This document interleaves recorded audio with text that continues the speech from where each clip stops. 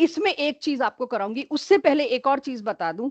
आपने क्या पढ़ा सबसे बड़ी चीज पूरे इक्विलिब्रियम चैप्टर में, वो ये कि कितना भी आप चेंजेस डिस्टरबेंस ला दीजिए किसी एक इक्विलिब्रियम में, जब तक आप उस इक्विलिब्रियम के पूरे सेटअप का टेम्परेचर नहीं बदलेंगे, के पे कोई इफेक्ट नहीं होगा। आप चाहे कॉन्सेंट्रेशन बढ़ाओ घटाओ, वॉल्यूम बढ़ाओ घटाओ, आप प्रेशर बढ़ाओ घटाओ, कैटलिस्ट डालो, जिससे भी होगा के इंक्रीजेस टू क्यू या के डिक्रीजेस टू क्यू, बट के विल नेवर चेंज। लेकिन अब मैं कह रही हूं कि मैंने दो अलग अलग सेटअप लिए, एक पे हेबर प्रोसेस 700 केल्विन पे बना रही हूं, एक पे हेबर प्रोसेस से अमोनिया 1000 केल्विन पे बना रही हूं। दोनों में क्या फर्क होगा? के में फर्क होगा। पहली बात बदलेंगे तो एनसीईआरटी वाले थोड़ी देर के लिए अगर हो सके, उनके पास क्वेश्चन पेपर पड़ा हो तो एक बार उसको रीसॉल्व कर लें। मैं 21 मिनट लूंगी इस टॉपिक को कराने में, राइट?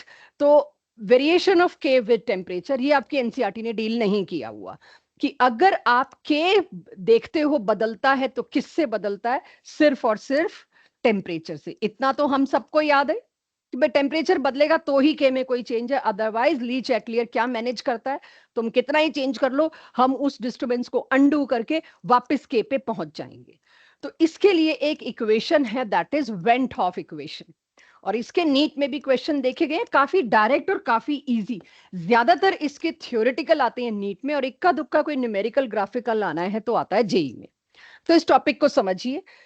जब हमने वेरिएशन देखनी चाहिए, वेंट ऑफ साइंटिस्ट ने बताया टेम्परेचर बदलने पे के का क्या होता है, बढ़ता है कि घटता है, और अगर बढ़ता घटता भी है तो कितना, मेरे को वो भी चाहिए। उन्होंने ऐसी एक इक्वेशन दी। अभी क्लास 11th में आप लोगों का ये इंटीग्रेशन समझ नहीं आएगा, नीचे रिजल्ट कैसे दिया है। जेई वाले बच्चे मैथ्स में इंटीग्रेशन पढ़ेंगे 12th में, और उससे उनको ये पता लग जाएगा नीचे की इक्वेशन क्या आई, मेरे से बेटर ही पता लगेगा। नीट वालों को यहां से यहां जाना ही नहीं है, नीट वालों की शुरुआत ही यहां होती है। तो ये इक्वेशन जैसे ही आप क्लास 12th की इंटीग्रेशन पढ़ेंगे आपको पता लग जाएगा, 1/dt और 1/t² को जब इंटीग्रेट करते हो तो नेगेटिव साइन आ जाता है, राइट? ये कुछ मैथमेटिकल, बहुत टिपिकल मैथमेटिकल है जिसको हम डील नहीं कर सकते। साइंटिस्ट वेंट ऑफ क्या कहते हैं? K is inversely proportional to T, right? लेकिन ये डेल्टा एच क्या है बच्चों? डेल्टा एच है एंथैल्पी ऑफ रिएक्शन। एक्सोथर्मिक होगा तो इसके साइन में भी नेगेटिव आ जाएगा, और ये साइन क्या बन जाएगा? पॉजिटिव। एंडोथर्मिक होगा तो ये नेगेटिव।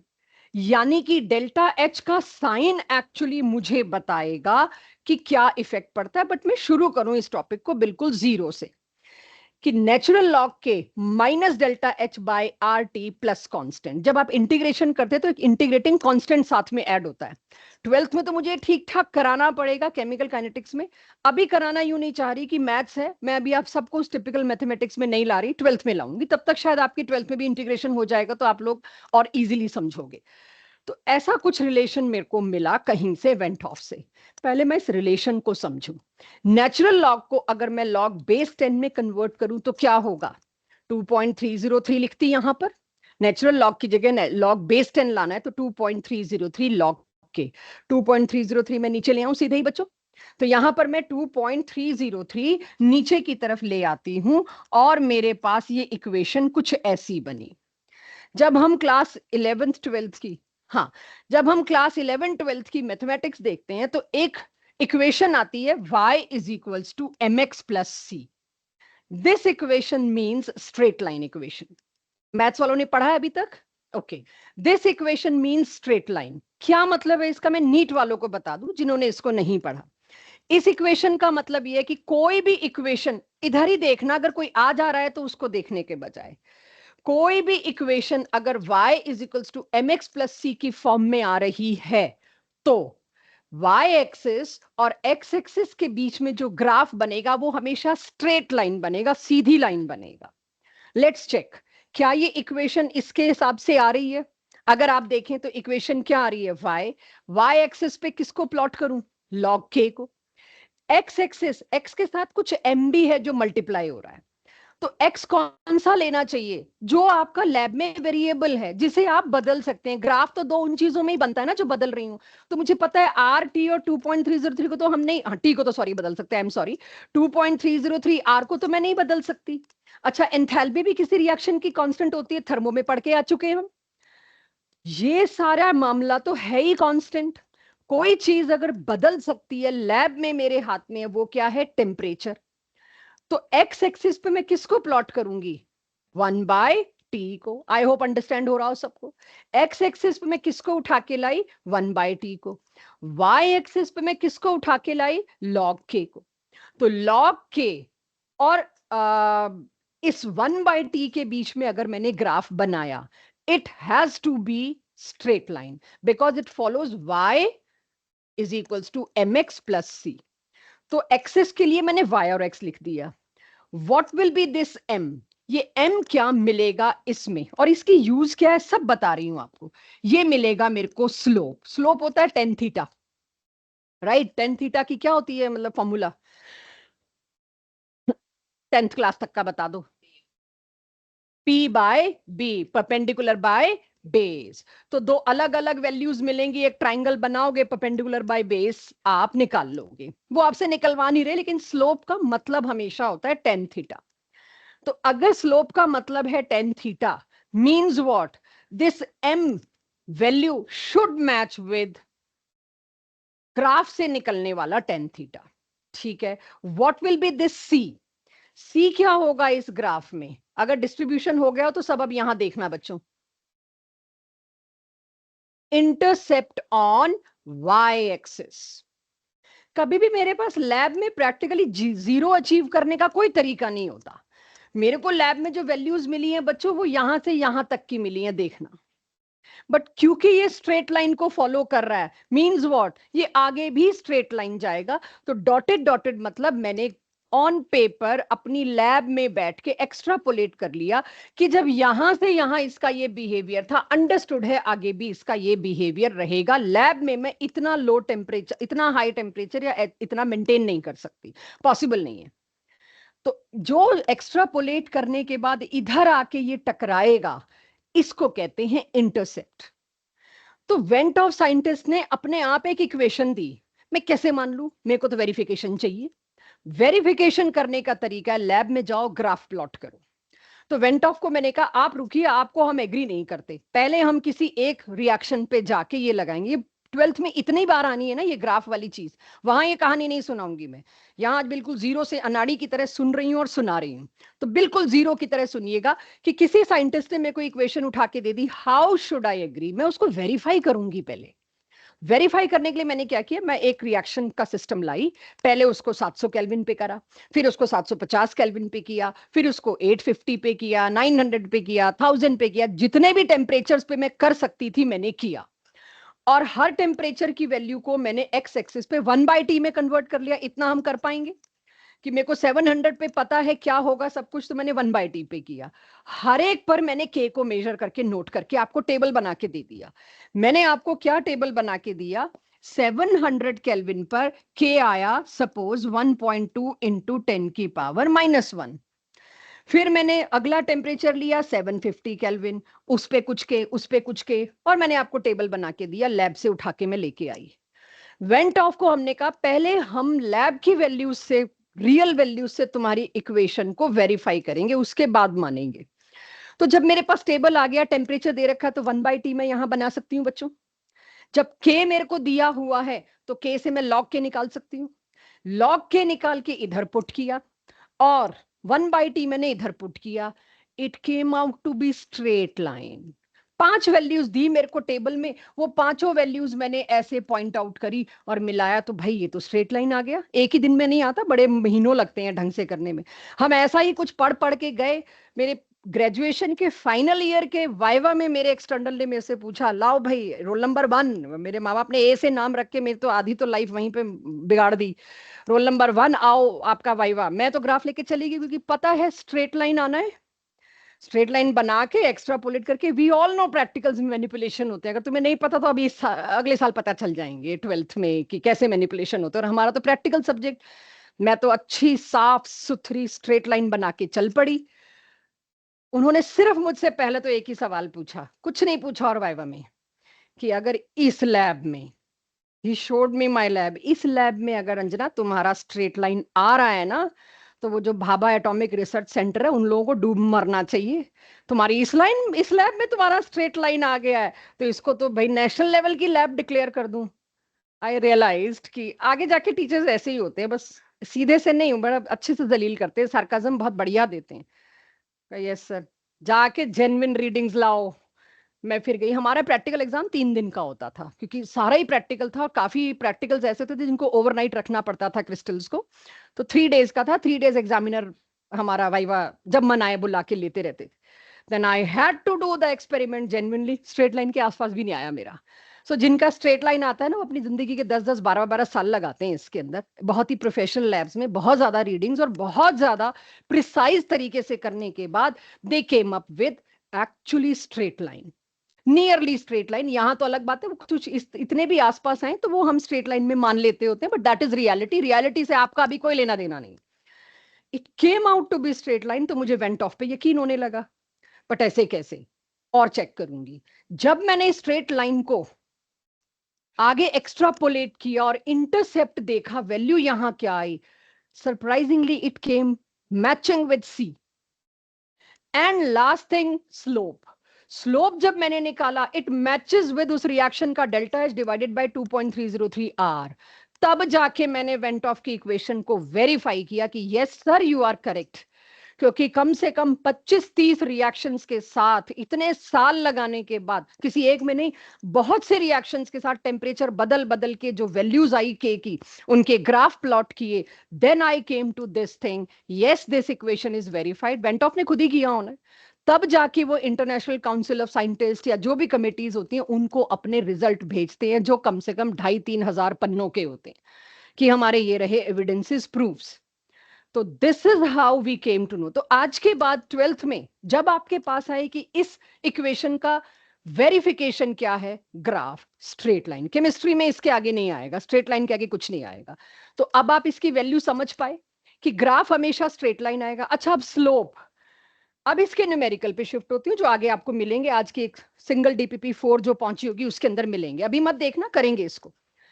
तो स्लोप क्या मैं अब ये रट सकती हूं कि slope is equal to minus delta H, help me out, upon, बोलोगे तो याद रहेगा बच्चों, ये है स्लोप। नेगेटिव का मतलब गिरता हुआ। नेगेटिव का क्या मतलब है, इधर ही आ जाना। नेगेटिव का क्या मतलब होना चाहिए, गिरता हुआ स्लोप। अगर मेरा स्लोप पॉजिटिव यहां पर इक्वेशन में पॉजिटिव होता तो मेरी ये लाइन ऐसे बनी होती, चढ़ता हुआ स्लोप। बट ये वाली चीजें सारी 12th में आएंगी जब हम केमिकल काइनेटिक्स पढ़ेंगे, तो अभी उसका हेडेक नहीं लेना। अभी तो पहला ग्राफ है और इकलौता ग्राफ है 11th में, बस। आगे 12th में इसके ऊपर काफी ग्राफ आ जाएंगे जब हम केमिकल काइनेटिक्स पढ़ेंगे। ये मेरे पास गिरता हुआ ग्राफ, जब भी ग्राफ गिरता हुआ है, पक्का वेंट ऑफ का वही ग्राफ है। क्योंकि वेंट ऑफ में मुझे पता है, according to scientist van't Hoff, slope जो है वो गिरता हुआ आना चाहिए। Clear everyone? हाँ जी। नहीं, अब वो होना तो वैसे mx+c चाहिए, मैथ्स वाले बोल सकते हैं ये बात। मैंने माइनस थोड़ी देर के लिए इससे मिलता जुलता लिख दिया। Slope is this. इसीलिए मैं उस कॉम्प्लिकेशन में भी नहीं जाना चाह रही, तुम समझ लोगे। जरा एक बार थोड़ा इन लोगों को भी टाइम दो। y is equals to mx+c होता है। वैसे मैंने माइनस क्यों लिखा है, इस वाले माइनस को यहां आप लोगों को दिखाने के लिए, कहीं आप ये ना सोचो कि मैम माइनस कहां गया। तो मैं नीट वाले बच्चों को तो कभी भी नहीं बता सकती, क्योंकि उन्होंने स्ट्रेट लाइन पढ़ना नहीं है, राइट। तो अगर बच्चों में यहाँ m माइनस हटा देती तो मैं स्लोप के आगे माइनस लगाना पड़ता ना मेरे को। तो स्लोप पॉजिटिव कैसे कह सकते हो? अच्छा, जब माइनस हो तो yes, you pointed out right. तो अब आज के बाद ये ध्यान रखना, स्ट्रेट लाइन की इक्वेशन है y equals to mx+c। But मेरे को यहां पर जो नेगेटिव मिला, फॉर टाइम बिंग मैंने यहां दिखा दिया। लेकिन कभी भी स्ट्रेट लाइन की इक्वेशन में माइनस दिखाया नहीं जाता। अब आपको पता रहेगा स्लोप है m, और स्लोप की वैल्यू में अब आया माइनस। माइनस अगर स्लोप आ रहा है मतलब स्लोप गिरता हुआ है। क्लियर? बिल्कुल सही पॉइंट आउट किया नमन ने। तो आपको सबको क्लियर हो गया, स्लोप का मतलब, इंटरसेप्ट का मतलब। ये मेरी 12th में जाना है, इसलिए मैंने इतना टाइम इन्वेस्ट किया।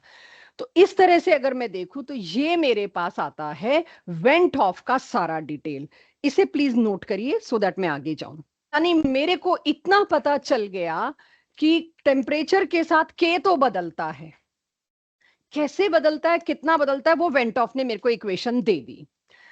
अब उस इक्वेशन को, लास्ट पे पहुंच गई हूं मैं इसके, बहुत ध्यान से सुनिएगा, थ्योरेटिकल है सारा। अगर मैं टेम्परेचर बदलूं तो टेम्परेचर T1 पर क्या मिलेगा, K1। टेम्परेचर T2 पर क्या मिलेगा, K2। दो अलग अलग टेम्परेचर पे मैंने इक्वेशन आपके सामने लिख के रख दी। इक्वेशन सब्ट्रैक्ट करनी है about two equation from one. Second equation को मैंने फर्स्ट में से सब्ट्रैक्ट किया। तो एक बार देखना जरा, जब मैं सब्ट्रैक्ट करती हूं किन्हीं दो इक्वेशंस को, मैं क्या कर रही हूं, मेरे को क्या करना है, about two from one, one में से टू को सब्ट्रैक्ट करना है। तो मैं क्या करूंगी, लॉग LHS क्या होगा, log K2 minus log K1, और उसके बाद मैं RHS सब्ट्रैक्ट करूंगी, यही होगा, log K2 minus log K1। ठीक है, लॉग में माइनस क्या होता है, डिवाइड, मल्टीप्लाई और डिवाइड का बता रखा है आपको, ऐड करते हो लॉग में तो मतलब वैसे मल्टीप्लाई था। तो अगर उसी आइडेंटिटी को लगाऊं तो क्या मैं इसको सीधे ऐसे लिख सकती हूं, log K2 माइनस K1 था, उसके बजाय log K2 बाय K1 कर दिया मैंने, माइनस इज डिवाइड। और बाकी की आगे की इक्वेशन जब सब्ट्रैक्ट की, ये कांस्टेंट दोनों कंडीशन में सेम होगा, कट जाएगा जब सब्ट्रैक्ट करूंगी तो। अब जब इन दोनों को सब्ट्रैक्ट करना है तो बहुत कुछ कॉमन है, क्योंकि एक रिएक्शन के लिए डेल्टा H फिक्स्ड है। तो मैंने क्या क्या कॉमन बाहर ले लिया, यहां पर भी डेल्टा H था, यहां पर भी, रेदर ये पूरा ही कॉमन लेना पड़ेगा मेरे को, दोनों में सेम है। तो मैंने कॉमन लेते हुए माइनस भी बाहर कॉमन लिया, ये चेक करो, माइनस डेल्टा H 2.303 R। अब मेरे को पता है वन में से टू सब्ट्रैक्ट हुआ था, तो अब subtract about two from one, sorry यहां देखिए, अबाउट टू फ्रॉम वन।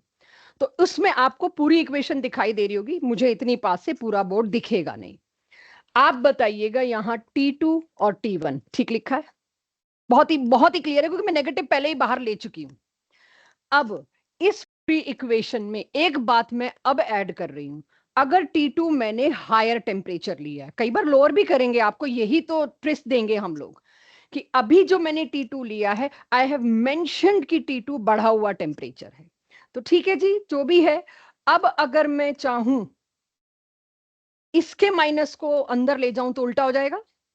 तो मेरे पास ये दोनों इक्वेशंस हैं, दोनों में मुझे ध्यान देना है, एक में माइनस बाहर है, एक में माइनस बाहर नहीं है। तो वेंट ऑफ इक्वेशन को अगर मेरे को कोई न्यूमेरिकल देता है जो डीपी में मिल जाएगा, तो क्या न्यूमेरिकल होगा, चेक, 300 केल्विन पर के इतना, तो 400 केल्विन पर के कितना, सीधा क्वेश्चन।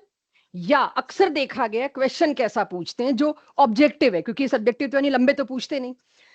टेम्परेचर 300 पर जब हमने एक्सपेरिमेंट स्टार्ट किया और उसको हमने टेम्परेचर बढ़ाया, तो we found K2 becomes double, क्योंकि लॉग की वैल्यू देने का चक्कर हम नहीं दे सकते जेई और नीट में ज्यादा। तो ये लॉग क्या दे दिया, डबल का मतलब ये साइड क्या दे दी, लॉग टू की वैल्यू हर क्वेश्चन पेपर में लिखी होती है 0.301।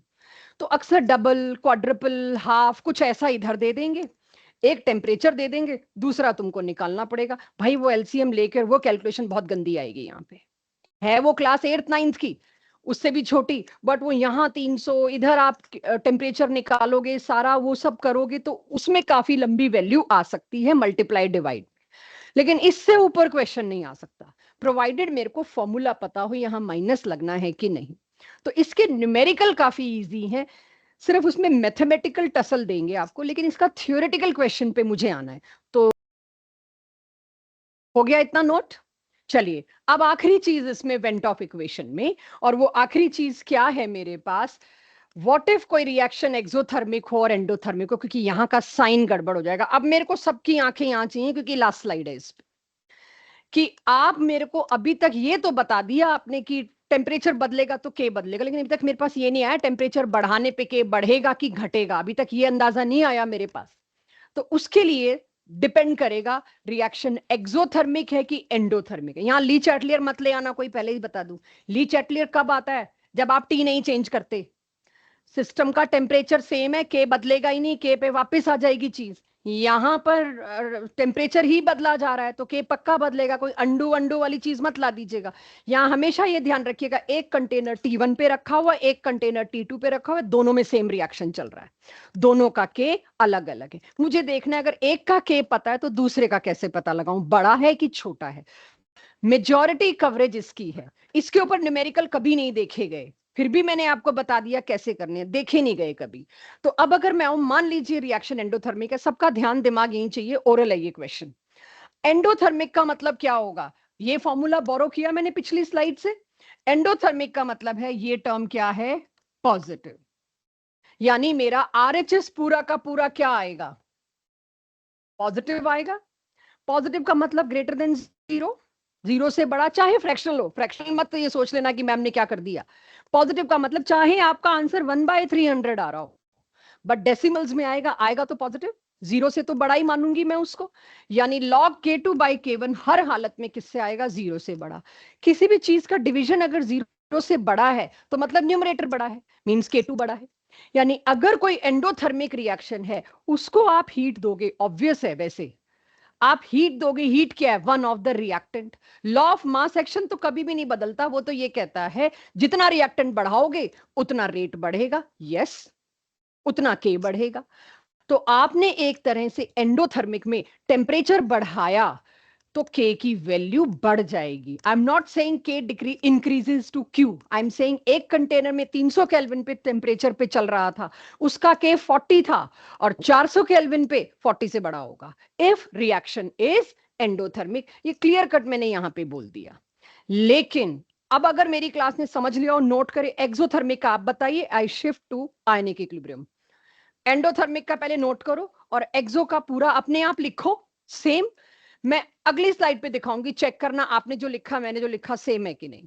तो इस लॉग को भी अगर मैं भूल जाती, अगर कोई वैल्यू जीरो से बड़ी है मतलब ये बड़ा होगा, ये छोटा होगा।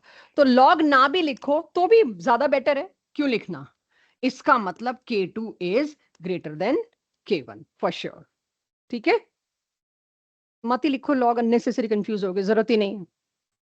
तो अगर कोई रिएक्शन एंडोथर्मिक है, टेम्परेचर बढ़ाने पर के की वैल्यू बढ़ेगी, उसका के बड़ा आएगा। और इस पे क्वेश्चन अलग ही डीपीपी दी है ताकि आप लोगों को दिक्कत ना आए।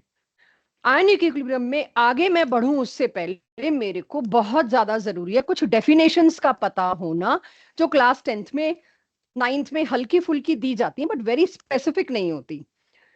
देर are two type of chemicals, हमारे पास जितने भी केमिकल सॉल्ट्स कंपाउंड्स कुछ भी है, सबको मेजरली दो कैटेगरी में डिवाइड किया जाता है, एक इलेक्ट्रोलाइट, एक नॉन इलेक्ट्रोलाइट।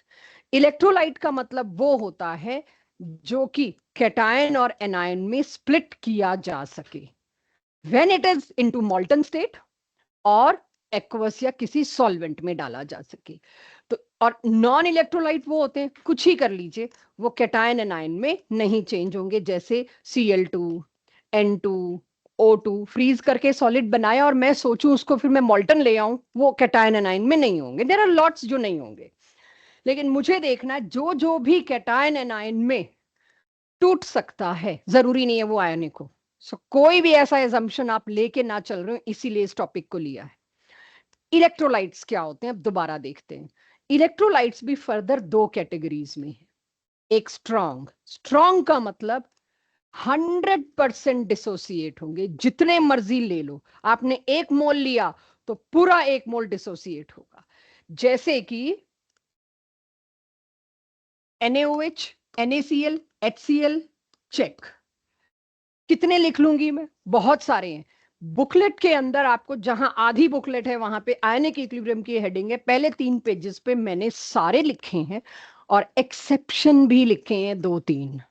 वो बुकलेट जो पढ़ेगा उसको मिलेगा कि कौन से वो दो सॉल्ट्स हैं जो सॉल्ट होते हुए भी स्ट्रॉन्ग इलेक्ट्रोलाइट नहीं है, वो आप खुद ढूंढ के लाएंगे बुकलेट में, शुरू के 2 पन्नों में ही दे रखा है आयनिक इक्विलिब्रियम में। स्कूल में भी पूछा जा सकता है, आज हम सारा एनसीईआरटी लेवल ले रहे हैं इसका, तो बहुत ध्यान से। तो NaOH, NaCl, HCl, HNO3, KNO3 ज्यादातर मेटल्स के हैं अगर मैं देखूं, ज्यादातर। एंड ऑल सॉल्ट्स एक्सेप्ट, छोड़ दिया आपके लिए, क्योंकि आप देखोगे बुकलेट से वो एक्सेप्शन की लेड का सॉल्ट है या किसका सॉल्ट है जो कि सॉल्ट होते हुए भी कैटायन एनायन में टूटता नहीं है। सॉल्ट जैसे आपने देखा अक्सर एक टर्म हमने आज तक यूज किया कंपाउंड और मॉलिक्यूल, वो किसके लिए होती है? जहां कोवेलेंट बॉन्ड्स होते हैं। जहां आयनिक बॉन्ड होते हैं उसके लिए अभी तक मेरे पास कोई टर्म नहीं आई थी। सॉल्ट हमेशा उसको सॉल्ट बोलते हैं, तो क्योंकि सॉल्ट अभी तक मैंने बनाया नहीं था तो मैं टर्म नहीं यूज कर पा रही थी, आज से मैं यूज करूंगी। मैं जिसको मॉलिक्यूल बोल रही हूं वो कैटायन एनायन नहीं बना रहा, मैं जिसको सॉल्ट बोल रही हूं वो कैटायन एनायन बना रहा है। मेरे पास वीक इलेक्ट्रोलाइट आता है। वीक इलेक्ट्रोलाइट का क्या मतलब है? ये तो मैंने सॉल्ट्स नहीं लिखा वीक में, सॉल्ट्स जो सारे के सारे आयोनिक वाले। बट क्या जिनमें कोवेलेंट बॉन्ड है वो इलेक्ट्रोलाइट होते हैं? यस, वो भी इलेक्ट्रोलाइट हो सकते हैं बट वीक। वीक का मतलब क्या है? पूरा नहीं डिसोसिएट होएगा, आधा अधूरा। और अक्सर इस चैप्टर में आप एक ही बात पूछोगे, पता कैसे चले मैम वीक है? क्योंकि यहां क्वाड्रेटिक उड़ जाएंगी। क्वाड्रेटिक इक्वेशन क्यों उड़ेंगे? क्योंकि नीचे वाले को आप इग्नोर करोगे। आप हर क्वेश्चन में मेरे से ये पूछ रहे इसमें क्वाड्रेटिक बनाए कि नीचे वाले 1 माइनस एक्स को इग्नोर कर दें। तो मैं बोलूंगी अगर वीक इलेक्ट्रोलाइट है तो इग्नोर कर दो। आपको कैसे पता चलेगा वीक इलेक्ट्रोलाइट है? या तो याद हो या के की वैल्यू। तो धीरे धीरे मैं क्लास में आपको हेल्प देती जाऊंगी कि के की क्या वैल्यू हो जो वीक लो आप।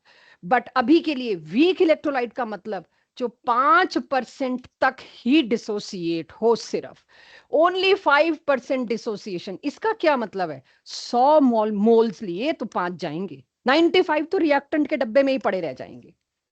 5% का मतलब क्या है? 100 में से 5, वेरी वीक, वीक। और के की वैल्यू में 10 की पावर -5, -6, -7 जब आप देखेंगे आपको पहले ही पता होगा क्वाड्रेटिक बननी ही नहीं है। नीचे वाले को तो 1 -x को इग्नोर ही करेंगे कि इतना कम माइनस करके भी क्या आएगा, 9.96 आएगा, तो 9.96 को 1 ही ले लेंगे हम। तो ये चीज अब अगली क्लास से न्यूमेरिकल्स में आपको आएगी, तब आपको दिक्कत नहीं आनी चाहिए कि यस वीक इलेक्ट्रोलाइट का मतलब क्या है? CH3COOH, HCN and NH4OH etcetera etcetera. क्या मतलब है इसका? इसके बारे में क्या जानते हो? अगर मैं कहूं CH3COH, एनीथिंग? Acetic acid. और कुछ? एनीथिंग? दक्ष, नमन, गुनीश? एसिटिक एसिड तो बोल दिया। आर्यन, एनीथिंग? और कुछ जानते हो इसके बारे में क्लास 10 से? एस्टरिफिकेशन में पार्टिसिपेट करता है, ओके, परफेक्ट। और कुछ? बेसिसिटी 1, इससे एक प्रोटॉन रिलीज होता है, परफेक्ट। और कुछ? रीत, एनीथिंग? इशाना, और कुछ? इसका कुछ और नाम भी होता है, विनेगर में यही ग्लेशियल होता है। एसिड। राइट, ग्लेशियल, बिल्कुल सही। और विनेगर में यही यूज होता है। हम नॉमेनक्लेचर कर चुके हैं। इथेनोइक एसिड, ये कार्बोक्सिलिक एसिड फंक्शनल ग्रुप है, राइट। मतलब आपको जब ऐसे एक्सटेम्पोर दे दिया था ना कि इस पे कुछ भी बोलो, तो स्पेलिंग के अलावा कुछ भी बोल दिया कर कि यस, जो जो आप जानते हो भी, और इतना ही जानते हो ना, इससे तो आप जानते भी नहीं। तो yes, this is acetic acid. Covalent bonds हैं सारे, राइट। फिर भी ये क्या है? Electrolyte, but weak electrolyte. ऐसे ही HCN, NH4OH, ये सारे वीक हैं। कैन आई से दिस इज वीक एसिड बच्चों? और इट इज वीक बेस। लेकिन वीक और स्ट्रॉन्ग का थ्योरेटिकल मतलब तो पता चल गया। आगे की यूसेज के हिसाब से बात कर रही हूं। अगर मैंने HCl लिया 1 मोल, इनिशियल चेक करना, अभी लिखना नहीं, पहले समझना। अगर मैंने टाइम t0 पे HCl लिया 1, इसको मैंने एक्वस कंडीशन में डाला, तो इससे क्या एक्सपेक्ट कर रही हूं मैं? स्ट्रॉन्ग इलेक्ट्रोलाइट है, पूरा टूटना। टाइम t01 पे तो ये है, थोड़ी देर बाद आफ्टर सम टाइम ये पूरा टूट के उधर जाएगा। इट मींस यहां कितना बचेगा? 0। अब तक 0 नहीं आया था, यहां बचेगा 0। और यहां कितना आएगा? 1 एंड 1। अभी इसमें इक्विलिब्रियम बनेगा कितनी देर में? जल्दी, बहुत लेट? बनेगा ही नहीं। यहां हम बता ही नहीं सकते, आपने डाटा इनकम्प्लीट दिया है।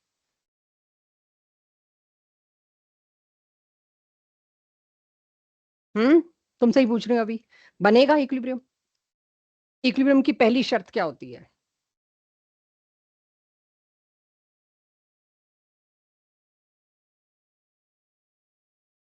अभी तेज, कोई एक चीज कांस्टेंट हो जाती है, सारी कॉन्सेंट्रेशंस कांस्टेंट हो जाती हैं, चाहे रिएक्टेंट की चाहे प्रोडक्ट की, राइट। पहली शर्त क्या होती है, मतलब इक्विलिब्रियम चैप्टर शुरू किन रिएक्शंस के लिए करते हैं? जिनमें वापसी हो। क्या इसमें वापसी है? रिएक्टेंट पूरा खत्म होने का मतलब क्या है? स्ट्रॉन्ग है, खटाक से आगे गया। जीरो अगर कोई चीज आ गई अभी, इसका मतलब क्या है? वो तो खत्म हो गई। खत्म हो गई तो मेरा तो ऊपर जो हम के के लिए पुट करते हैं, जब इक्विलिब्रियम आपके दिमाग में आए, या तो के आए, या रिवर्सिबिलिटी आए, या फॉरवर्ड बैकवर्ड आए, ये तीन में से एक शब्द तो दिमाग में आना चाहिए। तो कॉन्सेंट्रेशन ऑफ प्रोडक्ट तो मैं पुट कर दूंगी, मैं रिएक्टेंट पुट कर पाऊंगी at equilibrium. At equilibrium concentration बची ही नहीं, तो डिवाइडेड बाय जीरो क्या हो जाएगा? डिवाइडेड बाय जीरो क्या होता है बच्चों? उसको आप डिफाइन ही नहीं कर सकते, है ही नहीं के। इक्विलिब्रियम तो पहली शर्त ही नहीं मीट हुई, मैं ये ही नहीं ला पाई, तो मैं कहां से लॉ ऑफ इक्विलिब्रियम लाऊं? Rate of forward reaction is equals to rate of backward reaction, backward है ही नहीं। तो इस पूरे चैप्टर में अगर ये आपके पास आया, आप बैक एरो नहीं लगाएंगे। Strong electrolyte. आपसे अगर मैं पूछती हूं इतना HCl लिया और थोड़ी देर बाद कितने प्रोटॉन्स बनेंगे, जितना HCl था उतने ही खत्म, ऐसे कई क्वेश्चन मिलने वाले हैं आपको। अब आपने देखा होगा ऑब्जेक्टिव टेस्ट में, सब्जेक्टिव टेस्ट में हमने ऐसा किया है, इसको इतना हमने बढ़ा दिया तो के क्या होगा? Unchanged, do not change. मिले होंगे ऐसे ऑब्जेक्टिव सब्जेक्टिव में क्वेश्चन, आपको के पे कोई असर नहीं पड़ेगा। यहां अगर मैं कहूं HCl मैंने 0.1 मोलर लिया है, बताइए इसमें H आयन कॉन्सेंट्रेशन क्या है? अगली क्लास यही है, 0.1 मोलर, बस उसमें पीएच पूछ लेंगे उसका, माइनस लॉग लेके, जो 9th क्लास में जरूर कराया होगा। ये है अगली क्लास मेरी। तो उससे पहले आपको ये पता होगा, यही धोखा मिलेगा, HCl में तो सारा चला जाता है। और अगर मैंने आपको दिया वीक इलेक्ट्रोलाइट, ये क्लियर हुआ सबको? जस्ट थ्योरेटिकल, इसके न्यूमेरिकल के बारे में मत सोचना, ये मेरा अगली क्लास का काम होगा। यहीं पर अगर मैं एक वीक एसिड ले आती, अभी ध्यान देना, अगर मैं वीक एसिड ले आती तो क्या होता? मैंने पहले ही देखो, वहां पर मेरा हाथ नहीं चला था रिवर्सिबल बनाने को, मैं रुक गई थी क्योंकि मुझे पता है गलत है। मैंने पहले ही रिवर्स बना दिया, but let's not do it, आपको थोड़ी पता है रिवर्स होगा कि नहीं। वीक इलेक्ट्रोलाइट का मतलब क्या है? वीक इलेक्ट्रोलाइट का मतलब है हार्डली 5% डिसोसिएट होगा, हार्डली। अगर आप यहां पर लेकर आए 1 मोलर, तो ये डिसोसिएट होना शुरू हुआ, CH3COO negative plus H positive, लेकिन 1 का सिर्फ 5%। 1 का 5% मतलब जब इनिशियल कंडीशन आई, time t is equals to 0, तब तो मेरा 0 और 0 आएगा। लेकिन जैसे ही थोड़ी देर बाद ये डिसोसिएट हुआ 5%, इसके अंदर रिवर्सिबिलिटी स्टार्ट, 3% पे हुआ, तो इसमें क्या होगा? थोड़ा सा बैकवर्ड शुरू हो जाएगा, क्योंकि वीक है, इसका नेचर नहीं है इतना टूट के रहना है, तो फिर जुड़ना शुरू करेगा। फिर थोड़ी देर बाद क्या होगा? बैकवर्ड और बढ़ेगा। और एक टाइम ऐसा आएगा कुछ घंटे बाद, जब दोनों ही डायरेक्शन के रिएक्शंस जो हैं वो बराबर रेट पे चलेंगे, और जो पीएच की मैंने स्ट्रिप डाल रखी होगी ना, बार बार डालूंगी, हर आधे घंटे बाद पीएच की स्ट्रिप या एसिडिक कॉन्सेंट्रेशन की स्ट्रिप लगा रखी होगी, कुछ घंटों बाद दिखेगा, मतलब 1 1.5 2 घंटे बाद दिखेगा, अब पीएच की स्ट्रिप पे कलर चेंज होना बंद हो गया, मतलब जितने प्रोटॉन बनने थे बन गए, अब जो बन रहे हैं वो वापसी लौट रहे हैं। तो एट इक्विलिब्रियम क्या होगा?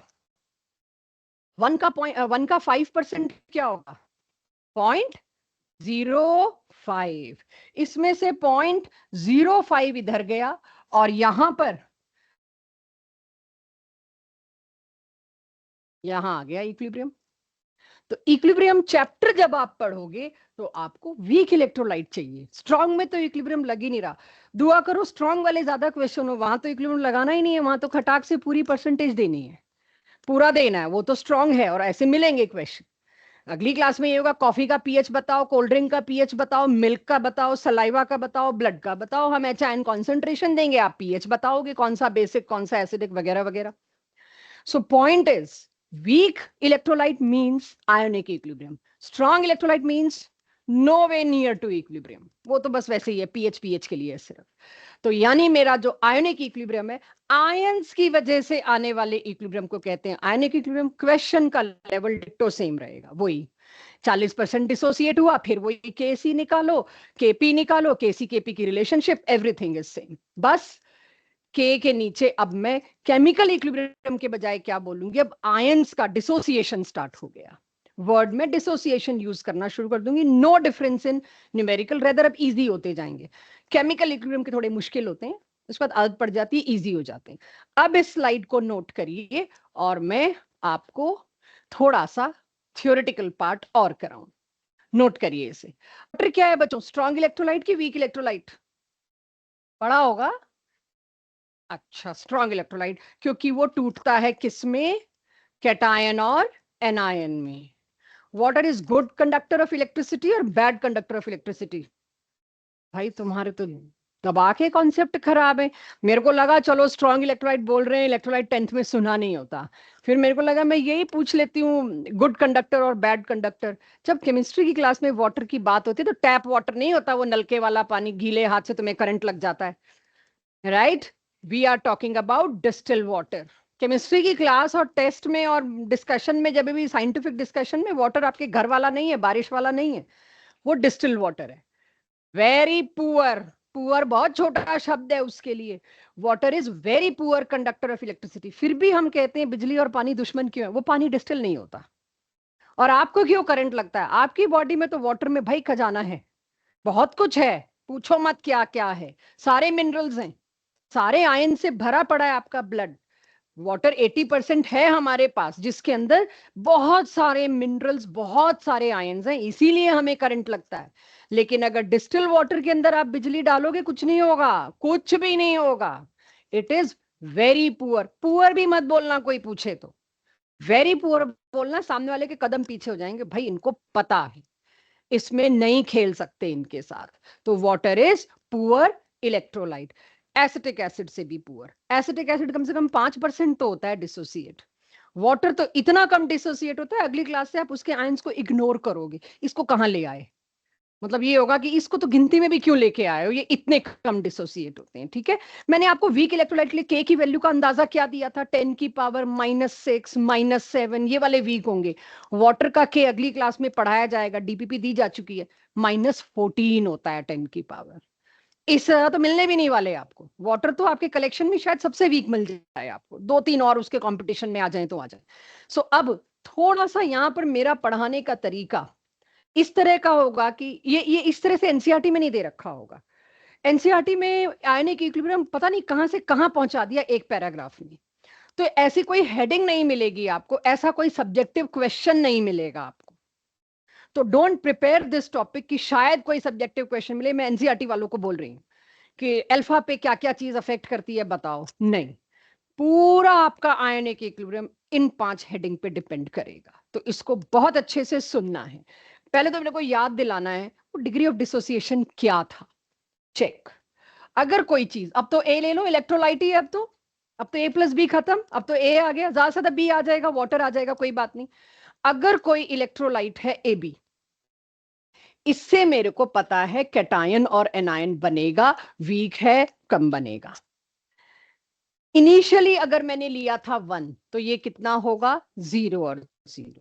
थोड़ी देर बाद जब इक्विलिब्रियम आ गया तो 1 में से क्या जाएगा, अब x नहीं, x बिल्कुल नहीं, 1 जैसे ही आया उसमें से क्या निकालोगे, अल्फा। x गलत नहीं है बच्चों, सही है, बट अब मेरा फोकस है 1 में से कभी भी आप x मत लो, क्योंकि आपने अल्फा पढ़ लिया। जब तक अल्फा नहीं पढ़ा था मजबूरी थी x लेना, इसीलिए इनको 2 चैप्टर बनाया गया है कि सिंबल ही चेंज कर दूंगी मैं, तो आपके लिए मजबूरी है, मिक्सअप ना हो। तो जब भी 1 में से आए, चाहे केमिकल इक्विलिब्रियम पढ़ रहे हो चाहे आयनिक, कोई बुराई नहीं, अब अल्फा पकड़ लो। अल्फा क्या था, एक में से कितना डिसोसिएट होके गया, डिसोसिएटेड पर मोल। इफ यू रिमेंबर अल्फा का फॉर्मूला, कितना डिसोसिएट हुआ डिवाइडेड बाय कितना लिया था। कितना लिया था, चाहे 5 मोल लिया चाहे 0.5 मोल लिया, जब डिवाइड करते तो पर मोल आ जाता है। I hope my class is understanding this. कोई भी चीज अगर आपको लग रहा है मैं फॉर ग्रांटेड ले रही हूं, ये तो आता ही होगा, टेस्ट दे दिया, don't allow me, it will affect your chapter. मैं इसीलिए आज बहुत सिंपल थियोरेटिकल लाई हूं कि आपको कोई भी फंडामेंटल वीक हो तो आप मेरे को टाइम उसमें लगवा सकें। सो 1 में से कभी भी कोई चीज जाएगी तो उसको आप अल्फा करेंगे। यहां क्या जाएगा, अल्फा और अल्फा। अब आपको क्वेश्चन में तो 1 मोल दे नहीं रखा, क्वेश्चन में तो 0.5 मोलर दे रखा था, वो सी है कॉन्सेंट्रेशन। तीसरी लाइन बनेगी या उसी में कर दोगे, 1 में से इतना तो सी में से इतना। What was alpha? Once again alpha was, अब आपकी पुरानी भाषा में, डिसोसिएटेड डिवाइडेड बाय टेकन। अब टेकन कई बार x बाय ए हो सकता है, x बाय एन हो सकता है, वो डिपेंड करता है। ये इसकी जगह अल्फा आ गया। तो अब आपको अल्फा की आदत डालनी है। तो अब नॉन न्यूमेरिकल सिंपल शब्दों में बात करूं, अगर तुम बच्चों को अल्फा पता है तो क्या पता है, एक्सप्रेस योरसेल्फ। मैं 2 इलेक्ट्रोलाइट लाई, इलेक्ट्रोलाइट नंबर 1 चेतन, इलेक्ट्रोलाइट नंबर 2 सिया। एक का अल्फा है 0.3 और एक का अल्फा है 0.5। क्या पता लगता है दोनों इलेक्ट्रोलाइट के बारे में? यस, 0.5 वाला ज्यादा टूट के गया है, 0.3 वाला कम टूट के गया है। मतलब 0.5 वाला अगर मुझे कैटेगराइज करना हो, स्ट्रॉन्ग है, उतना कंप्लीटली स्ट्रॉन्ग नहीं है, स्ट्रॉन्गर है एज कंपेयर टू 0.3, या बेटर वर्ड इज 0.3 वाला मोर वीक है। अल्फा आपने देखा, जब मैंने वैल्यू दी बाय डिफॉल्ट 0.3 0.5 दी, 2 और 3 क्यों नहीं दी? अल्फा 1 से बड़ा हो ही नहीं सकता, अल्फा है ही 1 में से कितना गया। के की वैल्यू जब देती हूं तो बोलती हूँ एक का 40 है एक का 50 है, बताओ जी कौन सा रिएक्शन नियर टू कंप्लीशन गया होगा? 50 वाला। और जब मैं अल्फा की बारी आई, 40 50 नहीं निकला मेरे मुंह से, 0.3 0.5 निकला, क्योंकि एक बाय डिफॉल्ट हैबिट में आया, अल्फा 1 में से जा रहा है तो 1 में से तो डेसिमल में ही जाएगा ना, 1 में से 3 तो जाएगा नहीं। तो इस तरह से अल्फा को अगर सोचोगे, तुम्हें कभी आयनिक इक्विलिब्रियम के क्वेश्चंस में दिक्कत नहीं होगी। 2 स्टेप से ऊपर नहीं है, मैक्सिमम क्वेश्चन ओरल है इसके, अगर फंडामेंटल क्लियर है। केमिकल इक्विलिब्रियम के हैं पन्ने भरने वाले वो, क्योंकि उसमें क्वाड्रेटिक बन रहा है, यहां तो बनाना ही नहीं क्वाड्रेटिक, यहां तो उड़ा देना है उसको। मैक्सिमम जेई नीट स्कूल के तो इसके भी बहुत गंदे हैं, सब्जेक्टिव टेस्ट के तो इसके भी 2-2 3-3 पन्नों के मिलेंगे, लेकिन ऑब्जेक्टिव सारा क्रिस्पी ओरल मिलेगा आपको। 2 स्टेप, हार्डली 3 स्टेप्स। तो वहां अगर आप अल्फा ये सोचोगे तो दिक्कत नहीं आएगी। अब अगर मैं तुम बच्चों से पूछूं डे टू डे लाइफ से, एक बात सोचना, आयंस का टूटना मतलब अल्फा, राइट? अल्फा ज्यादा तो आयन ज्यादा टूटे, अल्फा कम तो आयंस कम टूटे। इससे ऊपर कोई साइंटिफिक लैंग्वेज मत लाओ। मुझे बताओ अल्फा किस किस चीज से बदल सकता है? ज्यादा तोड़ना हो मुझे, कम तोड़ना हो, अल्फा को अफेक्ट करने वाले आपके अंदाजे से क्या फैक्टर हैं? नमक लीजिए और पानी में डालिए, सॉल्ट, और उसको डिसॉल्व करिए, वो पूरा डिसॉल्व हो जाता है, वो स्ट्रॉन्ग इलेक्ट्रोलाइट है। तो वहां तो अल्फा क्या होगा? 1 ही होगा, पूरा ही चला गया। लेकिन अगर मैं कोई वीक इलेक्ट्रोलाइट लेती, क्या करूं जिससे उसके आयंस ज्यादा टूटे? करना कोशिश, प्रणव, अरमान, ईशाना, हरगुन, हरनूर, अनन्या, करना कोशिश। मेरे को सॉल्ट ज्यादा तोड़ना है पानी में डालते वक्त, पानी में डले और ज्यादा टूटे। क्या चेंज ला सकते हो आप लोग? टेम्परेचर बढ़ा सकते, बिल्कुल सही, टेम्परेचर बढ़ा दो। बॉन्ड टूटना है भाई, बॉन्ड टूटने के लिए तो तुम्हें कुछ नहीं सोचना, बॉन्ड ज्यादा टूटेगा अगर टेम्परेचर बढ़ाओगे, राइट? शुगर, गर्म पानी में चीनी ज्यादा डिसॉल्व होती है, यस, टेम्परेचर से अल्फा बढ़ सकता है। और कुछ ऑफ डिसोसिएशन अल्फा, ये तब सीन में आता है जब आप सॉल्वेंट ऐड करते हो किसी भी सॉल्ट में, वो टूटता है, कितना, क्यों, कैसे, वही देखते हैं। सबसे पहले तो फैक्टर्स में सोल्यूट का नेचर, जो मैं डिस्कस कर चुकी, बट मेरे को ऑब्जेक्टिव फंडामेंटल देखने हो, assertion, reason, multiple statement. Strong electrolyte का अल्फा हमेशा मैक्सिमम पे जाएगा, दैट इज 1। एक होता ना, मैंने हवा में बता दिया, कॉन्सेप्ट दे दिया, आप समझ के गए, 24 घंटे में भूल गए, उसके लिए नोट्स में आनी चाहिए चीज। वीक इलेक्ट्रोलाइट का अल्फा वेरी वेरी लेस, 1 से काफी छोटा होता है। वीक इलेक्ट्रोलाइट 5% आपने देखा डिसोसिएट हो रहा था, वेरी लेस में जाएगा, 10 की पावर माइनस में जाएगा। तो ये तो हम शुरू से ही डिस्कस कर रहे हैं, जब से मैंने पहली स्लाइड ली आयोनिक इक्विलिब्रियम की। सेकंड, आप ही में से किसी ने बताया सॉल्वेंट कौन सा, ये भी तो डिसाइड करेगा। अब इसके लिए जरा थोड़ी देर मेरे साथ यहाँ कॉन्सेप्ट समझिए, नोट्स नहीं खराब करती, जिसको बनाना हो बना जरूर लेना जब नोट करेंगे। मैंने एक कंटेनर लिया जिसके अंदर वाटर डाला, और उसमें मैं क्या ऐड कर रही हूं बच्चों? NaCl, right? Water highly polar solvent है, मेरी क्लास को उम्मीद है पता है ये बात। उसका डायपोल मोमेंट बहुत ज्यादा है, डाइलेक्ट्रिक कांस्टेंट भी बहुत ज्यादा है। डाइलेक्ट्रिक कांस्टेंट एक ऐसी चीज है जो सॉल्ट को तोड़ने का मेजर होती है। आयनिक सॉल्ट को सबसे ज्यादा डाइलेक्ट्रिक कांस्टेंट वाला ही तोड़ सकता है, डिसॉल्व कर सकता है, उस सॉल्ट को जो गर्म तवे पे मेल्ट नहीं हो रहा, राइट। वाटर का डाइलेक्ट्रिक कांस्टेंट आपके पास मैक्सिमम है, तभी यूनिवर्सल सॉल्वेंट है, तभी लाइफ उसके बिना पॉसिबल नहीं है। तो वाटर के मॉलिक्यूल्स क्या क्या हैं, अगर मैं वाटर के मॉलिक्यूल को समझना चाहूं इसमें ऐसा क्या है, तो केमिकल बॉन्डिंग तो हम लोग कर ही चुके हैं। वाटर के मॉलिक्यूल में सबसे बड़ी बात क्या है, इसका डायपोल मोमेंट। और इसके डायपोल मोमेंट का मतलब है इसके पास एक पार्शियल पॉजिटिव एंड है, एक पार्शियल नेगेटिव एंड है, जिसकी वजह से इसका डाइलेक्ट्रिक कांस्टेंट बहुत ज्यादा है। इसको तुम जो मर्जी सॉल्ट दे लो, NaCl, KCl, कैडमियम का एक एक्सेप्शन में छोड़ दूं तो जो मर्जी सॉल्ट मेरे को दे दो, वाटर अपने डाइलेक्ट्रिक कांस्टेंट से उसको किस में कन्वर्ट कर देगा, कैटायन और एनायन में अलग अलग कर देगा। तो ये तो डिसॉल्व हो गया मेरे पास। लेकिन अगर सेम NaCl को मैंने किस में डिसॉल्व किया, बेंजीन। बेंजीन का फॉर्मूला बताए मेरी क्लास, कोई पोलैरिटी का sign, zero, it is non polar. मैं NaCl डाल रही हूं सेम, सॉरी मेरे को यहां नहीं लिखना चाहिए था, अगेन मैं NaCl डाल रही हूं, लेकिन सॉल्वेंट कौन सा है आपके, C6H6, ये नॉन पोलर है। तो नॉन पोलर सॉल्वेंट की प्रेजेंस में ये इलेक्ट्रोलाइट ही नहीं बन पाया, बना भी तो बहुत कम, तो अल्फा हो गया कम। NaCl का alpha will be 1 when it is in water. NaCl का alpha will be very very very less than 1 when it is in benzene. तो वही strong electrolyte को मैंने क्या बना दिया, very weak electrolyte if I am giving wrong solvent, non polar solvent. तो समझने के बाद नोट करना आपके लिए इजी रहेगा। नॉन पोलर सॉल्वेंट्स में हमेशा आप अल्फा लो देखोगे, और पोलर सॉल्वेंट्स में हमेशा आप अल्फा हाई देखोगे किसी भी इलेक्ट्रोलाइट का, क्योंकि वो सॉल्वेंट की प्रॉपर्टी है। अब ये दो हैं, पहले आप लोग इन दो फैक्टर्स को नोट करिए, फिर मैं वो डाइल्यूशन वाले पे आती हूँ जो अभी ने बताया था, बहुत अच्छा है, वो मेरे 12th में जाएगा इलेक्ट्रोकेमिस्ट्री में काफी। NaCl in water, alpha is high, rather high थोड़ी, maximum. Alpha is maximum, that is 1. In benzene, alpha is very very low, nearly 0, very very low, 0 भी हो सकता है। तो बी प्रिपेयर्ड, 4 ऑप्शन में अगर 0 मिले तो पकड़ लेना। वेरी वेरी लो का मतलब एक तरह से अप्रोक्सीमेटली हम 0 पे ही पहुंच जाएंगे। तो अदर फैक्टर्स पे आती हूँ जो छोटे छोटे हैं। टेम्परेचर एक आपने बताया, एक डाइल्यूशन, वही दो अब वेट कर रहे हैं आपका, वही दो आपको मिल जाएंगे यहां पर। कॉन्सेंट्रेशन, जो डाइल्यूशन वाली बात आई थी ना, उसको मैं कॉन्सेंट्रेशन से लूंगी। अब एक चीज समझना आप लोग, एक ये कंटेनर है, इसके अंदर 500 ml वाटर है, और मैंने नाप तोल के बजाय एक मुट्ठी सॉल्ट डाल दिया NaCl। काफी ज्यादा कॉन्सेंट्रेशन होगी, सी वाटर अक्सर आप देखते हैं इतना ही खारा होता है, काफी ज्यादा सॉल्ट मैंने डाल दिया।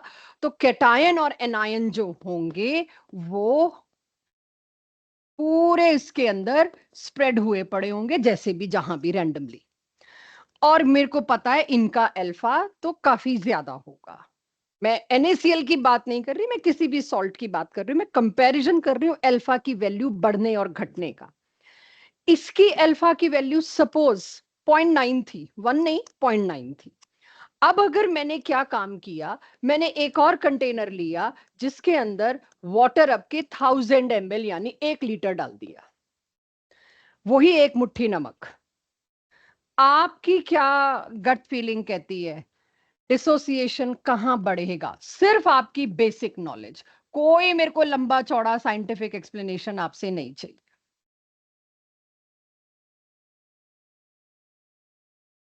किसमें डिसोसिएशन ज्यादा इजी होगा, इसमें कि क्यों, क्या है ज्यादा? ज्यादा नहीं नहीं, सेम नमक डाला है जी, सेम एक मुट्ठी सॉल्ट डाला है, आयंस उतने ही बनेंगे दोनों में।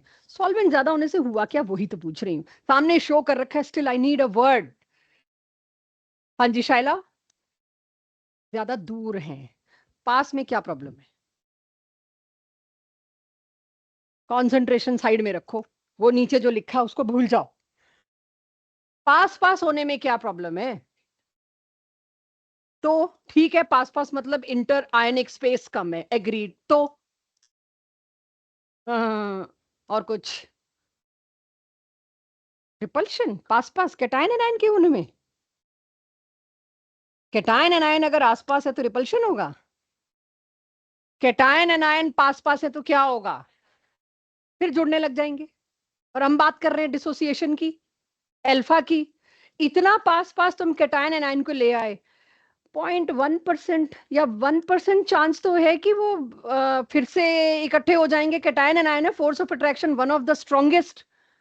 तो ये एक दूसरे को पीछे ड्रैग नहीं करेंगे, मूव ही नहीं करने देंगे, दूर ही नहीं जाने देंगे। यहां ये इतने दूर हो गए कि बेटा वापस नहीं ला सकते आप मेरे को। ये दोनों में इतना स्पेस, इंटर आयनिक स्पेस भी आ रहा है मेरे पास, ड्रैग वर्ड भी कहीं से आया था, कंसंट्रेशन पे पहुंच गए हो। सीधे सोचो, जो मैं डायग्राम से बता रही हूँ, आसान पे आओ, ये डिफिकल्ट लैंग्वेज नोट्स के लिए है।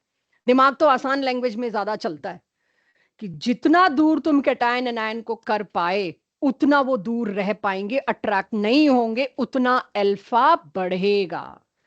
अब वॉल्यूम बढ़ाने का मतलब क्या होता है बच्चों? कंसंट्रेशन घटाना, डाइल्यूट करना। तो 12th क्लास में सेम टॉपिक आएगा, विद डाइल्यूशन आयंस की मोबिलिटी। और हम कहेंगे हम पढ़ के आए हुए हैं, लेकिन वहां पे भाषा अलग है, यहाँ पे तो अल्फा से ऊपर मेरे को जाना नहीं। तो क्या मैं ये कह सकती हूँ कॉन्सेंट्रेशन हाई का मतलब क्या होता है? कॉन्सेंट्रेशन क्या होती है? Square bracket N/V। Concentration high का मतलब क्या है? ये बड़ा है और ये छोटा है, वॉल्यूम इज लेस। तो कॉन्सेंट्रेशन अगर मेरे पास हाई है, वॉल्यूम लेस है, मतलब सॉल्वेंट बहुत कम डाल रखा है आपने, लेस डाइल्यूशन। हाई कॉन्सेंट्रेशन मतलब लेस डाइल्यूशन। हाई कॉन्सेंट्रेशन है, कैटायन आयन क्या भागेंगे दूर एक दूसरे से? जहां जा रहे हैं कैटायन को एनायन मिल रहे हैं तो फिर जुड़ जाएगा। जहां एनायन जाने की कोशिश कर रहा है, फ्लूइड है, वहां उसको कैटायन मिल रहा है, वो फिर जुड़ जाएगा। चारों तरफ तो उसके कैटायन बिखरे पड़े हैं। जैसे ही आपने कॉन्सेंट्रेशन लो कर दी, मतलब सॉल्वेंट बढ़ा दिया, वैसे ही मोर डाइल्यूशन, तो सॉल्वेंट बढ़ गया, जगह ज्यादा मिल गई उनको फैलने की, स्कैटर होने की, और अट्रैक्शन थोड़ा कम हुआ, थोड़ा चल तो पाए दूर एक दूसरे से, उसका अल्फा ज्यादा होगा। ये कहीं टॉपिक कवर्ड नहीं है, अचानक से ऑब्जेक्टिव में पॉपअप हो जाता है कि विद डाइल्यूशन अल्फा इंक्रीजेस। आपने तो पढ़ाया नहीं, कोई हेडिंग नहीं है किसी बुक में।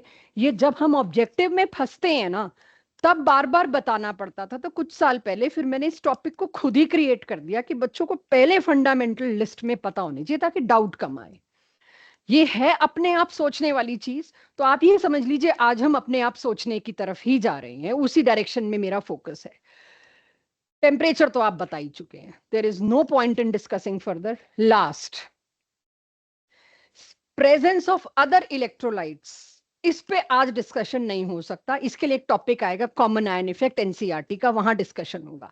तो जहां जहां भी अल्फा में एनसीईआरटी ने कुछ गोलमोल किया, उन पांचों हेडिंग्स को मैं यहां ले आई।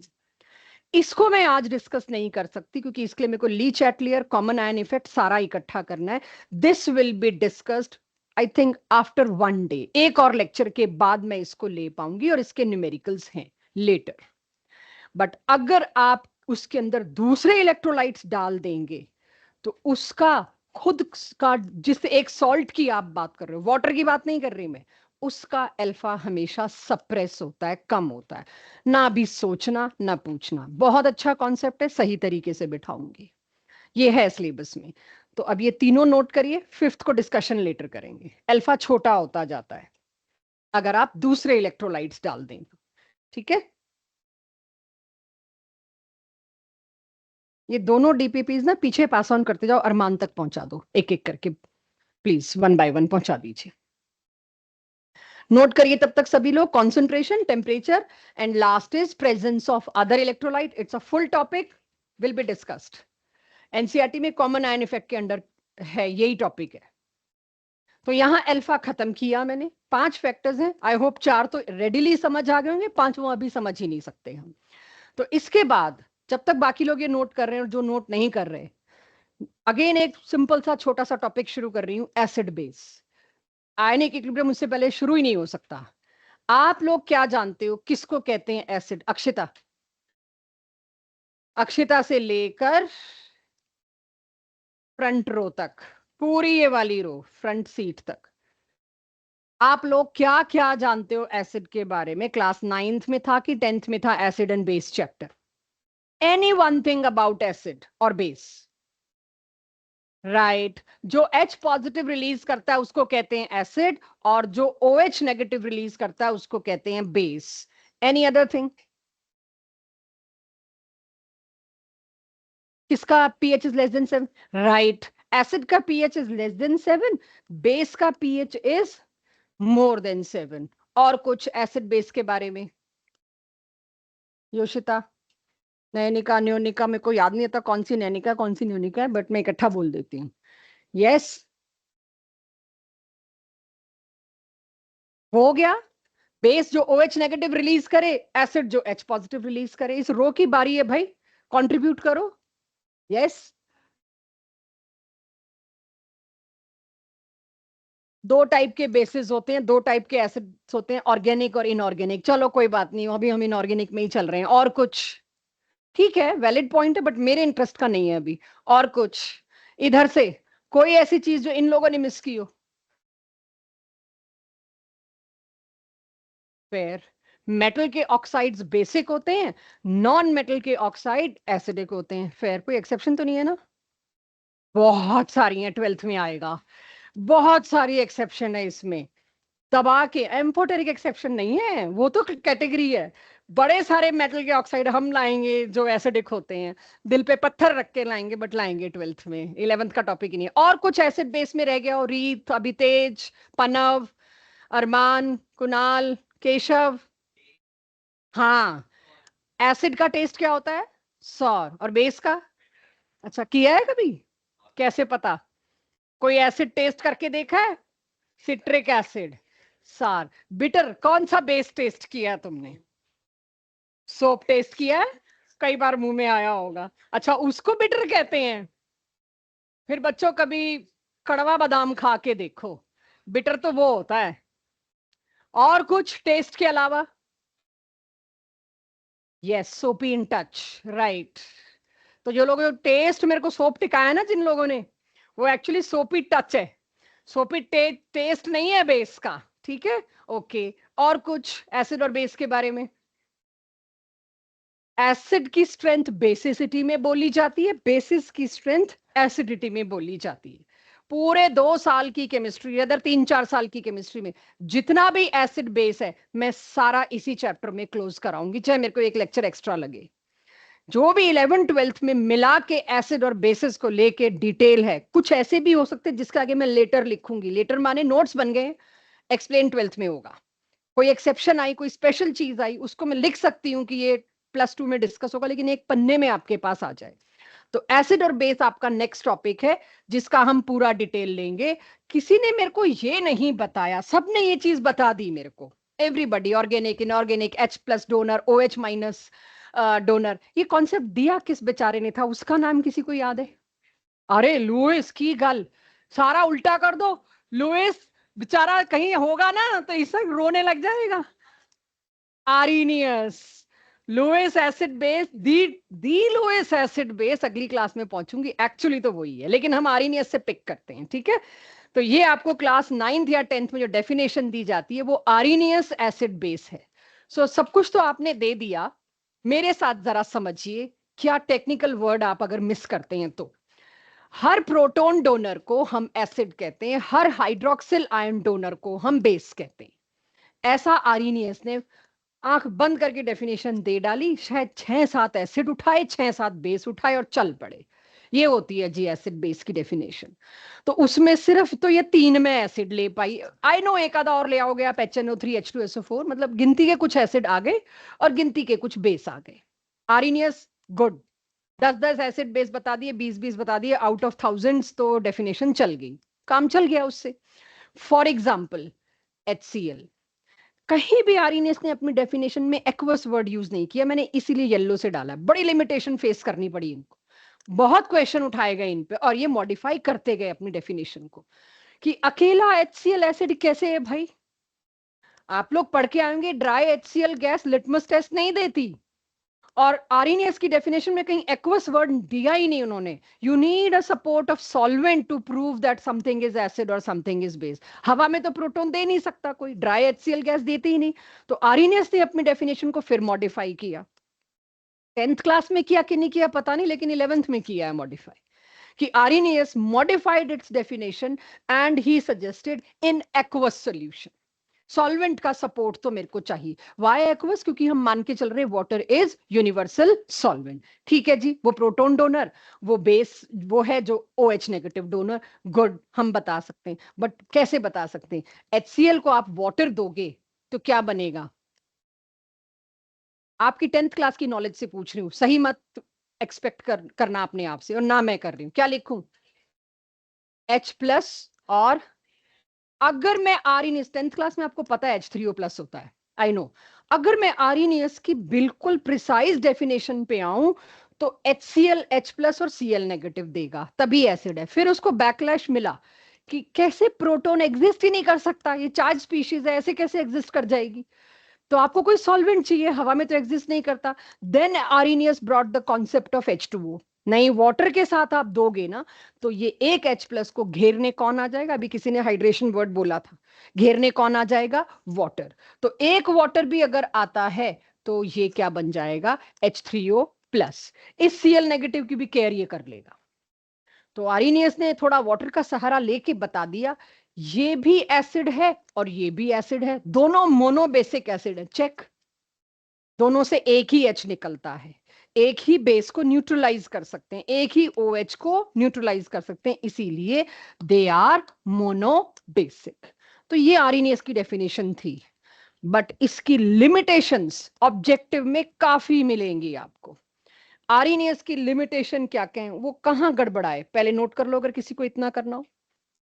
आरएनएस एसिड बेस, और ना करना हो तो I am good to go. इस टॉपिक को मैं फ्लो में भी करा सकती हूँ, आप घर जाके PDF से नोट कर लीजिएगा, जैसे जनता कहे. क्या कहते हैं, इस टॉपिक को थियोरेटिकल को फ्लो में पढ़ाऊं या ब्रेक दे दे के नोट करा करा के? ब्रेक दे दे के. रेज हैंड्स जो चाहते हैं फ्लो में. Hydration is after dissociation. Dissociation होने के बाद वाटर सीन में आता है. आपके चार्जेस को हम अलग अलग रखेंगे. अगर मेरे पास वाटर है ही कम तो वो हाइड्रेट करने में भी कम पड़ेगा, बट इट कम्स आफ्टर. मैं तो बिफोर की बात कर रही हूँ कि टूटने से पहले ही उसको दिख रहा है कि वो पास पास होंगे. हाइड्रेशन के लिए वाटर मॉलिक्यूल है, उससे पहले कैटायन एनायन चिपक लेंगे वापस.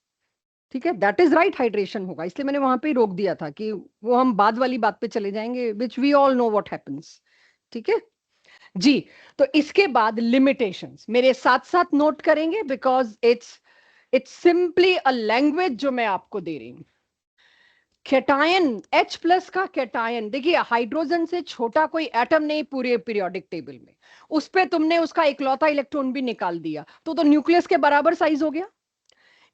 इतना छोटा प्रोटॉन, और देखना लिखते लिखते खुद समझ आ रहा है हमको.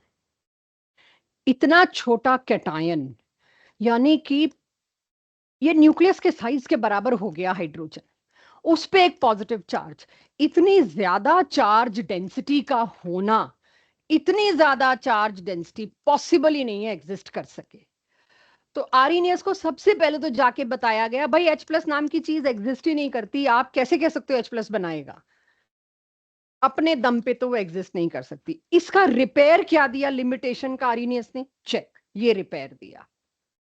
इस पे पास्ट ईयर्स में क्वेश्चन मिलेगा आपको. Check, note and tell me. पढ़ते पढ़ते खुद से समझ आ रहा है इसका रिपेयर आरएनएस ने मॉडिफाई किया या हमने कर दिया मॉडिफाई, कुछ ही समझ लो.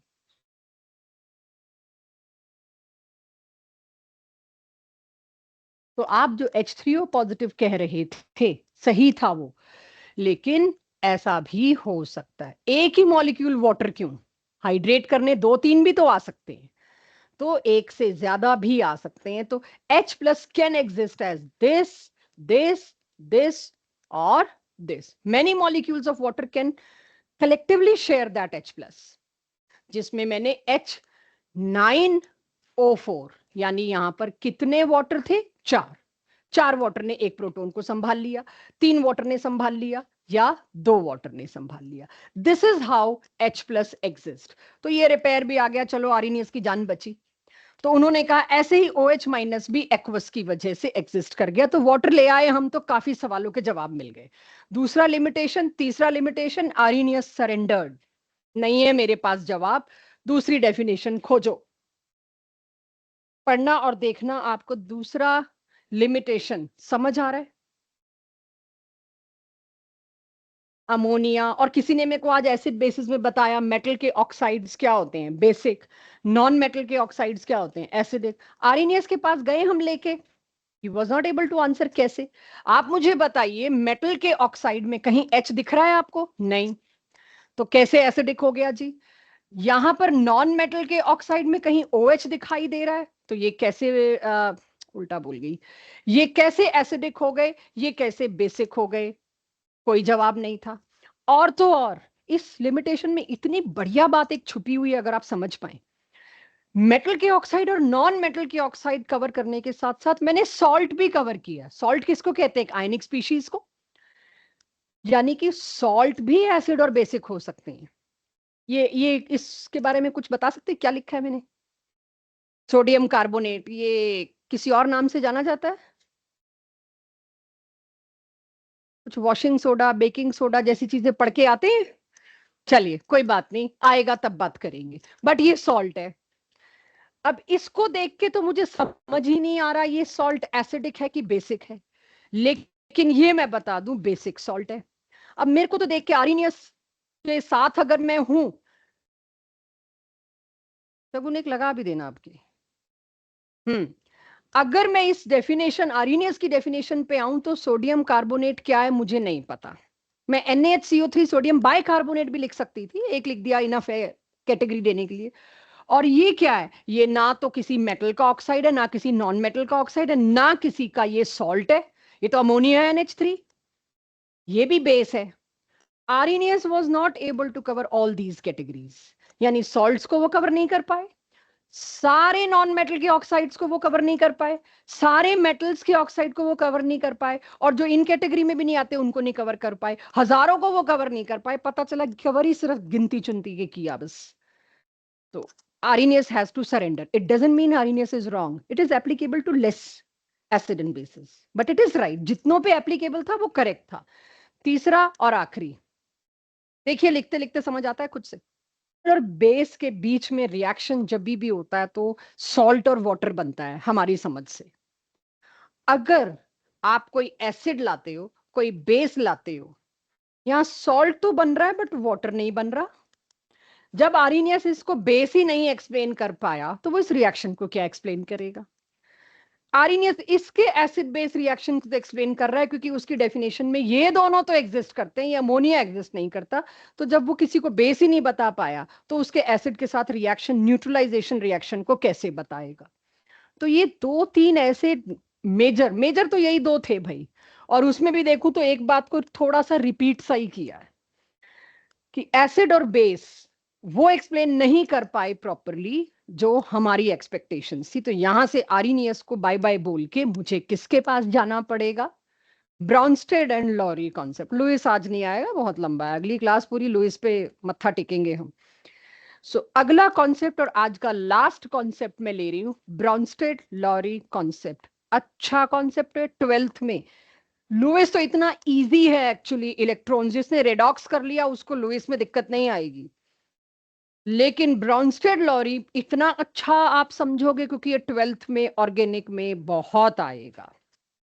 इस पे कोई कैजुअल एटीट्यूड मत रखना।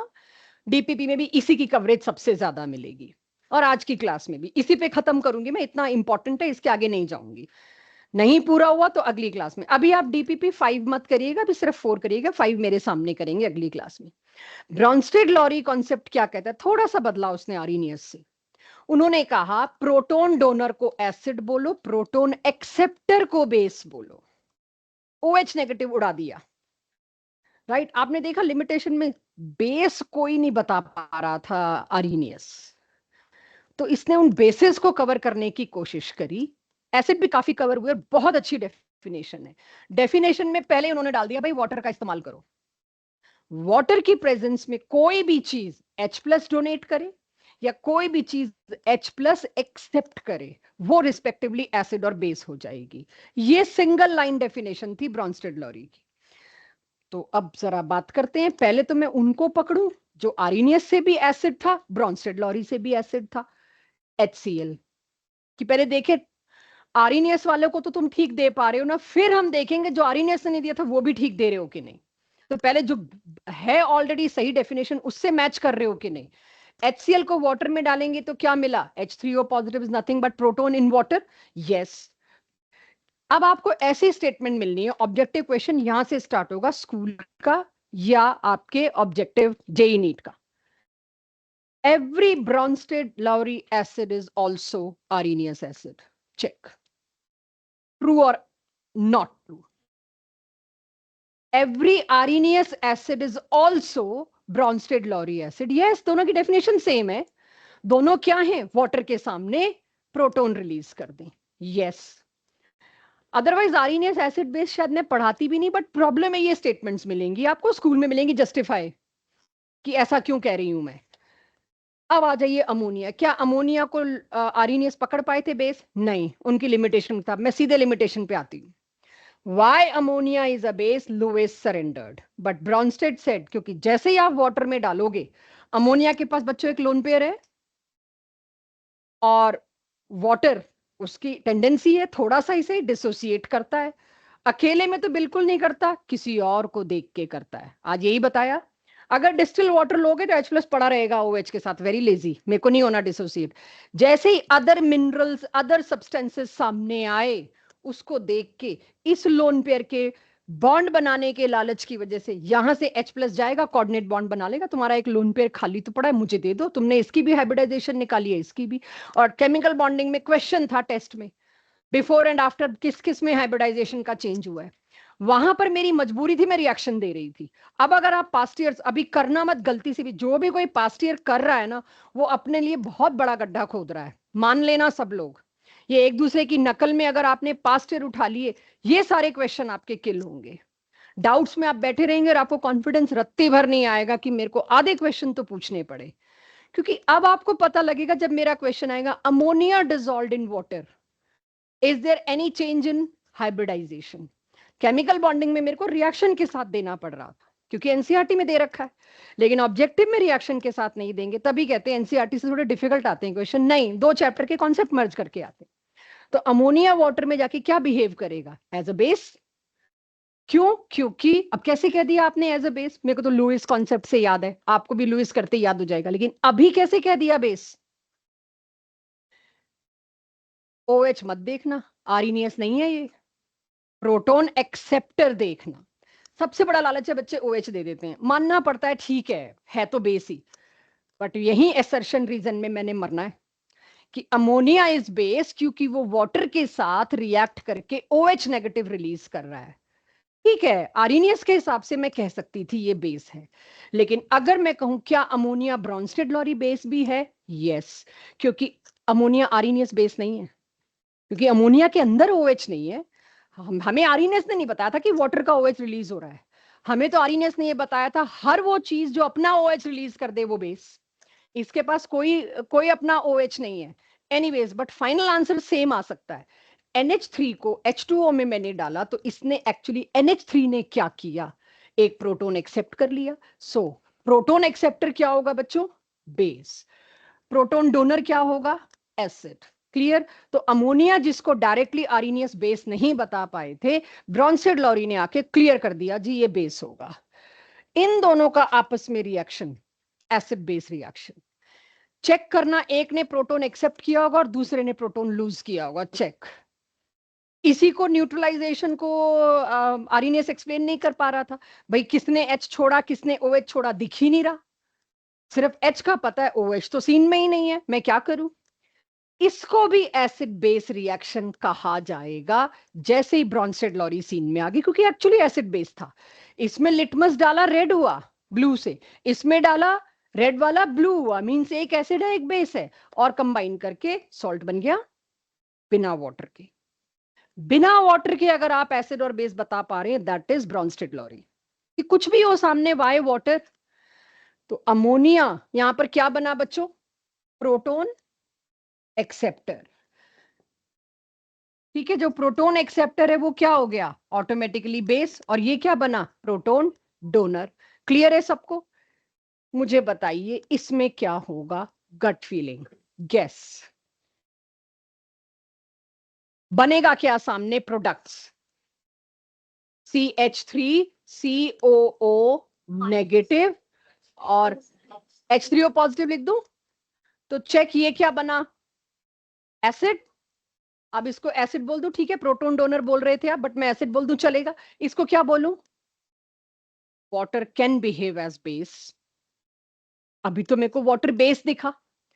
अच्छा, इन दोनों में बताना, मैंने प्रोडक्ट बता रखा है क्योंकि कार्बोनिक एसिड की आपको आदत नहीं है। आपने एसिड रेन वर्ड जब पढ़ा होगा एनवायरमेंटल पोल्यूशन से रिलेटेड टॉपिक्स में या कहीं भी, तो आपको ये पता चला होगा कि रेन वाटर या जहां पर भी अब आप बात करें, वाटर के अंदर कार्बन डाइऑक्साइड है, मतलब वो कार्बोनिक एसिड बनाता है। तो कार्बोनिक एसिड मैंने आपको दिया, काफी वीक एसिड है, और ये वाटर। मैं आपको रिएक्शन दे रही हूं और पहचानने को कह रही हूं कौन सा एसिड कौन सा बेस। दिख रहा है किसने प्रोटोन दिया है, कार्बोनिक एसिड ने। तो ये बना एसिड, ये बना बेस, और सामने आपके रिजल्ट। नीचे बताना, सिया, अभी, समर, वाटर आपके एसिड बना है, क्योंकि वाटर का आप फ्यूचर देखो तो ये है, तो वाटर ने प्रोटोन डोनेट किया है, तो अब के वाटर क्या बना, एसिड। और कार्बोनेट आयन क्या बना, पहली ऐसी डेफिनेशन आई जिसने आयंस के बारे में भी बात करी कि वो एसिडिक हैं कि बेसिक, तो बनता था इसको पढ़ना। आयंस के बारे में भी बता रहे हैं, और ये भी बता रहे हैं एक चीज जरूरत पड़ने पर बेस और जरूरत पड़ने पर एसिड बन सकती है, एम्फोटेरिक बोलते हैं जिसको। और सच बात देखें तो एसिड और बेस तो रिलेटिव हैं एक दूसरे के, जैसे इलेक्ट्रोनेगेटिविटी है। आप HC, जैसे हमेशा मैं कहती हूँ, इस लाइन को आप बड़ा तब कह सकते हो जब इसके सामने कोई छोटी लाइन हो। वाटर को आप एसिड तब कहोगे जब उसके सामने बेस हो, सेम वाइस वर्सा। तो यानी आज की डेट में आप अगर कहते हो ना सल्फ्यूरिक एसिड एक बहुत अच्छा एसिड है, ये हमेशा एसिड है, पकड़े गए। इससे स्ट्रॉन्ग एसिड मैंने ला दिया और लाऊंगी, अभी लाऊंगी अगली स्लाइड पे, इससे स्ट्रॉन्ग एसिड मैंने ला दिया, तो H2SO4 को भी क्या बनना पड़ेगा, बेस। इट डजंट मीन कि वो एम्फोटेरिक है। एम्फोटेरिक की डेफिनेशन भी आपके पास आएगी, तो होल्ड इट। यहां कहने का मकसद है किसी भी चीज को एसिड आप तब कहोगे जब देखोगे उसके सामने कौन है। ये बात सिर्फ मैं ब्राउनस्टेड लॉरी के स्टेटमेंट के अंदर रह के कह रही हूं, इसमें मेरा कोई इन्वॉल्वमेंट नहीं है। फिर लुईस आएंगे एंड में, सब साफ हो जाएगा, उन्होंने डेफिनेशन ही तोड़ फोड़ देनी है। लेकिन ब्राउनस्टेड लॉरी पूरी 12th में भरा पड़ा है, मेरे को चाहिए। तो पॉइंट इज दिस, कोई भी चीज एसिड है या बेस है, अब आप ऐसे कमेंट नहीं कर सकते जब आपको पता ना हो उसको किसके साथ कंपेयर करना है। Note these examples, they are very important. Bronsted Lowry की डेफिनेशन के हिसाब से ये एग्जांपल सबके पास होने चाहिए, कि जहां पर मैं आपको वाटर दोनों रोल में दिखा रही हूं, प्लस आयंस भी कोई पहली बार आके बता पाता है मेरे को कि क्या बिहेव करते हैं। सिर्फ इसीलिए फेमस नहीं है, सिर्फ इसीलिए जरूरी नहीं है कि मेरे को यहां कुछ दिखाना था आपको, कोई एक क्या दूसरा क्या। कोई भी टफ क्वेश्चन आपका 12th क्लास में आया एसिडिक स्ट्रेंथ लगाने को और बेसिक स्ट्रेंथ का ऑर्डर लगाने को, जो आपको तीनों कॉन्सेप्ट में से याद ना हो, कुछ भी अटपटा आ गया, मैंने 4 एसिड दे दी और कहा arrange the order of acidic strength, और वो चारों या तो कोई मेटल के हों, मैं कंपेयर कर सकूं, जिसमें कोई और कंपैरिजन नहीं बनता, वहां पे मेरे को एक कॉन्सेप्ट बचाने आता है ब्रॉन्स्टेड लॉरी का। जिसको ब्रॉन्स्टेड लॉरी की आदत होती है वो टफ से टफ एसिडिक और बेसिक स्ट्रेंथ निकाल लेता है सही, बिना कुछ खास परेशानी के। तो अब इसके प्लस, अभी थोड़ी देर नोट मत करना, लेट्स गो विद फ्लो, बहुत इंपॉर्टेंट है, राइट। इसके बाद का अगर आप हो सके तो PDF से या क्लास में रुक जाइएगा, ये इंपॉर्टेंट है थोड़ा, इस पे मैं ब्रेक नहीं चाहूंगी। सबसे पहली plus point, advantages of this method, इसको मॉलिक्यूल्स ही नहीं आयंस भी कवर कर गए इस डेफिनेशन के अंदर। आयंस के बारे में भी मैं कमेंट कर सकती हूँ कि एसिडिक और बेसिक है, तो आर्हेनियस की डेफिनेशन कितनी छोटी नजर आएगी मुझे। आयंस कोई एक थोड़ी है, कितने आयंस हैं। मैं ये कमेंट कर पाऊंगी आज के बाद कि क्लोराइड आयन एसिड है कि बेस है, लुईस के आते ही। वाटर दोनों काम कर सकता है जरूरत पड़ने पे, दैट्स व्हाई इट इज एम्फोटेरिकर। और बहुत ही आम तौर पे वाटर दोनों काम कर रहा है। आप कह सकते हो मैम आपने सल्फ्यूरिक एसिड बताया, वो सिर्फ एक जगह बेस बन पाता है, 99% वो एसिड ही है, इसलिए उसको मैं एम्फोटेरिक नहीं कहती। Not restricted to now aqueous solution, सबसे बड़ी बात, जहां वाटर नहीं है वहां भी एसिड बेस रिएक्शन हो सकता है, ये बात पहली बार ब्रॉन्स्टेड लॉरी ने बताई। अमोनिया और HCl, there is no water, फिर भी वो एसिड बेस बिहेव कर रहे हैं, perfectly fine. Acid can act as acid if some species is available for accepting H plus. That's why dry HCl do not appear for litmus test, क्योंकि वो उसका proton accept करने के लिए, अकेले बॉटल में पड़ा एसिड एसिड नहीं है, जब वो मेरे हाथ पे गिरता है और मेरा हाथ जलता है तब एसिड है वो, क्योंकि मेरे हाथ में वाटर है और वाटर उसके सामने, वाटर तो एम्फोटेरिक है, एसिड डाल दो तो वो बेस बन जाएगा, बेस डाल दो तो वो एसिड बन जाएगा। That's why acid is harmful. Acid is acid क्योंकि कोई मिल गया उसके प्रोटॉन को एक्सेप्ट करने वाला, उसने दबा के प्रोटॉन रिलीज कर दिए। अब इन दोनों की बात मैं करूं, दोनों सेम ही लिखे हैं, एसिटिक एसिड। वाटर में अगर मैंने एसिटिक एसिड डाला इट इज एसिड, लेकिन अगर मैंने एसिटिक एसिड बेंजीन में डाला जिसके पास जगह ही नहीं है, वेकेंट डी ऑर्बिटल ही नहीं है, प्रोटॉन एक्सेप्ट ही नहीं कर सकता, इसने क्यों एक्सेप्ट किए होंगे प्रोटॉन, इस पास लोन पेयर थे। अगर आप प्रोटॉन एक्सेप्टर की बात करो तो H3O प्लस बन सकता है, लेकिन ये तैयार नहीं था बनने को। तो acetic acid is acid only if proton acceptor is present. वही मैंने बताई, NaCl तब डिसॉल्व हुआ जब सामने पोलर सॉल्वेंट था। Acetic acid is not an acid if it is reacted with benzene. तो एसिड तब एसिड है जब सामने कोई प्रोटॉन एक्सेप्टर खड़ा हो। तो ब्रॉन्स्टेड लॉरी की फायदे बता रही हूं।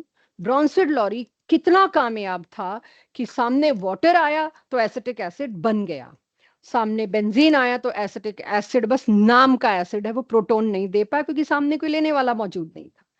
तो ये big deal about Bronsted Lowry है। लेकिन लास्ट चीज जो मुझे बतानी है, जिसकी वजह से मैंने आपको नोट करने को रोका, इसके क्वेश्चन एक दो आपसे ओरली कराने हैं, तब ब्रॉन्स्टेड लॉरी फिनिश होगा। यहां पर एक नई चीज आई, कॉन्जुगेट एसिड बेस। एक इक्वेशन लिख रही हूं, चेक करना। Reverse reaction is also acid base, yes. Fifth advantage यहीं से ये कनेक्ट होगा, यही लिखना था मुझे ऊपर कि ब्रॉन्स्टेड, भाई चैप्टर तो इक्विलिब्रियम चल रहा है, ये तो मैं भूल नहीं सकती। अभी तक तो एसिड बेस में खो गए हम, लेकिन कहां पर है चैप्टर, तो मेरा इक्विलिब्रियम में। मेरे को क्यों अचानक से एसिड बेस किसी ने यहां बता दिया, केमिकल बॉन्डिंग में बता देते क्या दिक्कत थी, बॉन्ड तो वो कोऑर्डिनेट वहीं था। इस चैप्टर में बताने की वजह क्या है, क्या ऐसी चीज है जो इस चैप्टर से रिलेट हो रही है, मजबूरी होगी यहां बताना, 12th में बता लेते। रिवर्स भी एसिड बेस रिएक्शन पॉसिबल है, चेक। HCl और NH3 में बच्चों HCl क्या बन रहा है, थोड़ा इन्वॉल्वमेंट दीजिए, और ये क्या बन रहा है। अब अगर मैं, इक्विलिब्रियम बनता ही है रिवर्सिबल रिएक्शन में, वीक है दोनों के, मतलब एक वीक है तो दूसरा बेचारा कहीं स्ट्रांग हो सकता है। रिवर्स में रिएक्टेंट्स चेक करो और मुझे बताना रिवर्स रिएक्शन में कौन एसिड है, प्रोटॉन डोनर कौन है, NH4 पॉजिटिव। तो ये अब इनको थोड़ा जोड़ीदार देना पड़ेगा मेरे को। एसिड 1 से बनने वाला, इधर तो एसिड 1 है, इधर मुझे इसको क्या देना पड़ेगा, ये भी एसिड है तो इसको एसिड 2 दे दूं, 1 और 2 डालना पड़ेगा ना, राइट। अब मुझे बताइए, इसको तुमने एसिड बनाया, 1 2 की बात थोड़ी देर बाद करेंगे क्योंकि मेरा कॉन्जुगेट का कॉन्सेप्ट खराब हो रहा है। मैं यहां पर एसिड और यहां बेस, और इसको क्या लिखूं रिवर्स के लिए, एसिड, और रिवर्स में ये क्या गया, प्रोटॉन एक्सेप्टर है, बेस। तो आज के बाद कोई मेरे को क्लोराइड आयन पूछेगा तो मैं दबा के कह सकती हूँ क्लोराइड आयन की टेंडेंसी है वो प्रोटॉन एक्सेप्ट करेगा, इट्स अ बेस। बट हमेशा आपको लिखना पड़ेगा according to Bronsted Lowry. According to Bronsted Lowry it is base. I don't know about Lewis, अभी आई नो अब लुइस के हिसाब से भी ये बेस है, बट मैं अभी वो बता नहीं सकती, I don't want to kill that thing. तो यानी कि आयंस के बारे में भी रिवर्स से पता चला, क्योंकि आपके पास ये सवाल जायज है, आयंस का एसिड बेस पता कैसे चला होगा, एग्जिस्ट कहां करते हैं वो, ऐसे पता चला जब वो बैकवर्ड गए कि ये बेस है ये एसिड है। अब आप सोचिए HCl और उससे बनने वाला दोनों साथ होंगे, दे बोथ आर 1, HCl से क्या बना? Cl negative. Cl नेगेटिव से क्या बना? HCl। तो जनरली इनको कहा जाता है, क्योंकि दोनों साथ हैं, दे आर अ कपल, एक दूसरे के साथ जुड़े हुए हैं। फॉरवर्ड गया तो Cl नेगेटिव, बैकवर्ड गया तो Cl नेगेटिव से वापस HCl। जो एसिड और बेस इस तरह से रिएक्टेंट और प्रोडक्ट में जुड़े होते हैं, कपल होते हैं, उन्हें कहा जाता है कॉन्जुगेट एसिड बेस पेयर। तो दोनों में कुछ तो कॉमन करना पड़ेगा मेरे को। अब दोनों में क्या कॉमन करूं, इसीलिए मेरे को 1 2 रब करना पड़ गया था, वरना मैं बेस 1 इसको देती, एसिड 1, तो मेरे लिए मजबूरी हो रही थी वहां बेस 1, इसलिए मैंने उसको इरेज किया। मेरा कॉन्जुगेट एसिड बेस का कॉन्सेप्ट खराब हो जाएगा। ये एक वेरीफाइड तरीका है, आप इसे बदल नहीं सकते। नहीं, मैं तो 1 और 1 इसको दूं और 2 इसको दूं, नो वेज। आपसे क्वेश्चन ही नहीं पूछेंगे ऐसा। ये अंडरस्टूड है, स्टैंडर्ड तरीका है, आप इसे खराब नहीं कर सकते। एसिड 1 और base 1, they are conjugate acid base couple. मुझे बताइए दोनों में फर्क क्या है? HCl और Cl नेगेटिव में डिफरेंस क्या है? सिंगल तरीका है ढूंढने का, ये सब बनाने के बजाय। हर वो दो चीज कॉन्जुगेट एसिड बेस है जिसका रिएक्शन नहीं भी दे रखा, जिनमें प्रोटोन का फर्क है। जिसमें भी एक प्रोटोन का फर्क है उसको आप क्या बोल सकते हैं? They are acid base couple, they are conjugate acid base. अब मेरे को इसको क्या देना पड़ेगा? ये दूसरा। तो conjugate acid base pair is going to help us a lot in class 12th organic also. तो अगर मैं conjugate acid base pair की बात करूं तो they differ by proton only. तो 2 3 सवालों के जवाब दीजिए और जाइए। एसिड और conjugate base में ये इक्वेशन चेक करना। क्या पता चला? आप अपना माइक ऑफ कर लो बच्चे। अथर माइक ऑफ कर लेना बच्चा। एसिड से H+ छीन लोगे तो क्या बन जाएगा? बेस नहीं, कॉन्जुगेट बेस। बेस को H+ दे दोगे तो क्या बन जाएगा? Conjugate acid. सीसॉ कॉन्सेप्ट तो नहीं दे रही मैं आपको अभी, ये तो हम अगली क्लास में लेंगे। बट आप मेरे को इनके कॉन्जुगेट बेसिस लिखवाइए, आपके डीपीपी के सब्जेक्टिव क्वेश्चन है। कनुष, HF का CB माने कॉन्जुगेट बेस, ये एसिड है, इसका CB चाहिए कॉन्जुगेट बेस, लिखवाओ नीचे। एसिड से H+ निकाल दो तो क्या बचता है? Conjugate base. HF से H निकाल दोगे तो क्या बचेगा?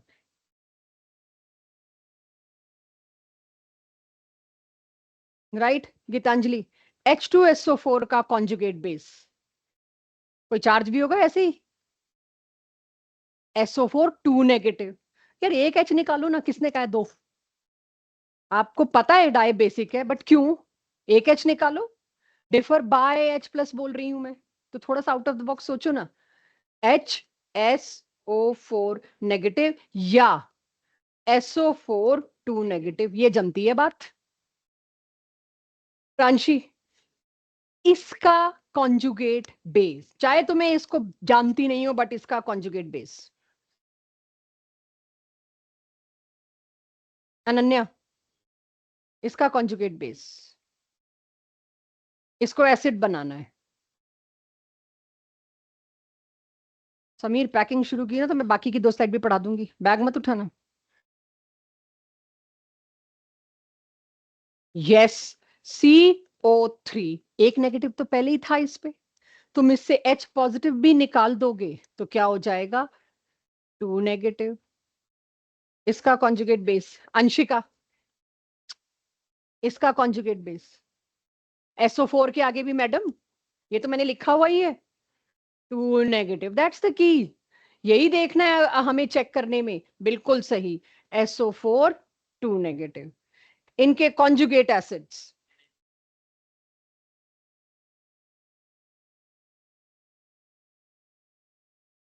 बोलो। NH3 positive.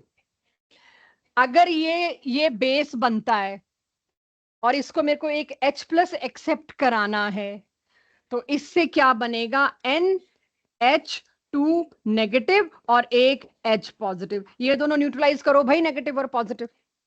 तो नहीं, आंसर तो मेरे को भी आ रहा है, लेकिन एक दो लोगों से गलती हुई ना, इसलिए मेरे को ये बताना जरूरी था कि आप नेक्स्ट क्लास में ये कॉन्सेप्ट लूज करके ना आओ। तो इसका बॉयज बातें नहीं, इसका कॉन्जुगेट बेस आज बनाया है हमने, NH4 पॉजिटिव। इसका कॉन्जुगेट बेस फिर H एक्सेप्ट करा दो। इसमें हर साल का मेरा एक्सपीरियंस है, कंफ्यूज हो जाते हैं जब हम करा रहे होते हैं, उंगली पकड़ के सारे कोरस में आंसर देते हैं, इसमें कंफ्यूज हो जाते हैं। टू चेक योर कंफ्यूजन, नहीं ये तो मैं आज क्यों ही बात करूं, तो अगली क्लास की ओपनिंग करूंगी। मेरे को इसके दोनों लिख के दीजिए, कॉन्जुगेट एसिड और बेस लिख के नहीं, वैसे दीजिए। इसका मेरे को कॉन्जुगेट एसिड भी चाहिए नमन, और इसका मेरे को कॉन्जुगेट बेस भी चाहिए समीर। कॉन्जुगेट बेस है SO4 2 नेगेटिव, कॉन्जुगेट एसिड, बस ये भूल के मत आना, मेरी बड़ी मेहनत लगी है, तुम्हारी तो काम है मेहनत करना, तो तुम नहीं एहसान झाड़ सकते, मेरी बहुत मेहनत लगी है, इसे भूल के मत आना। जाइए जो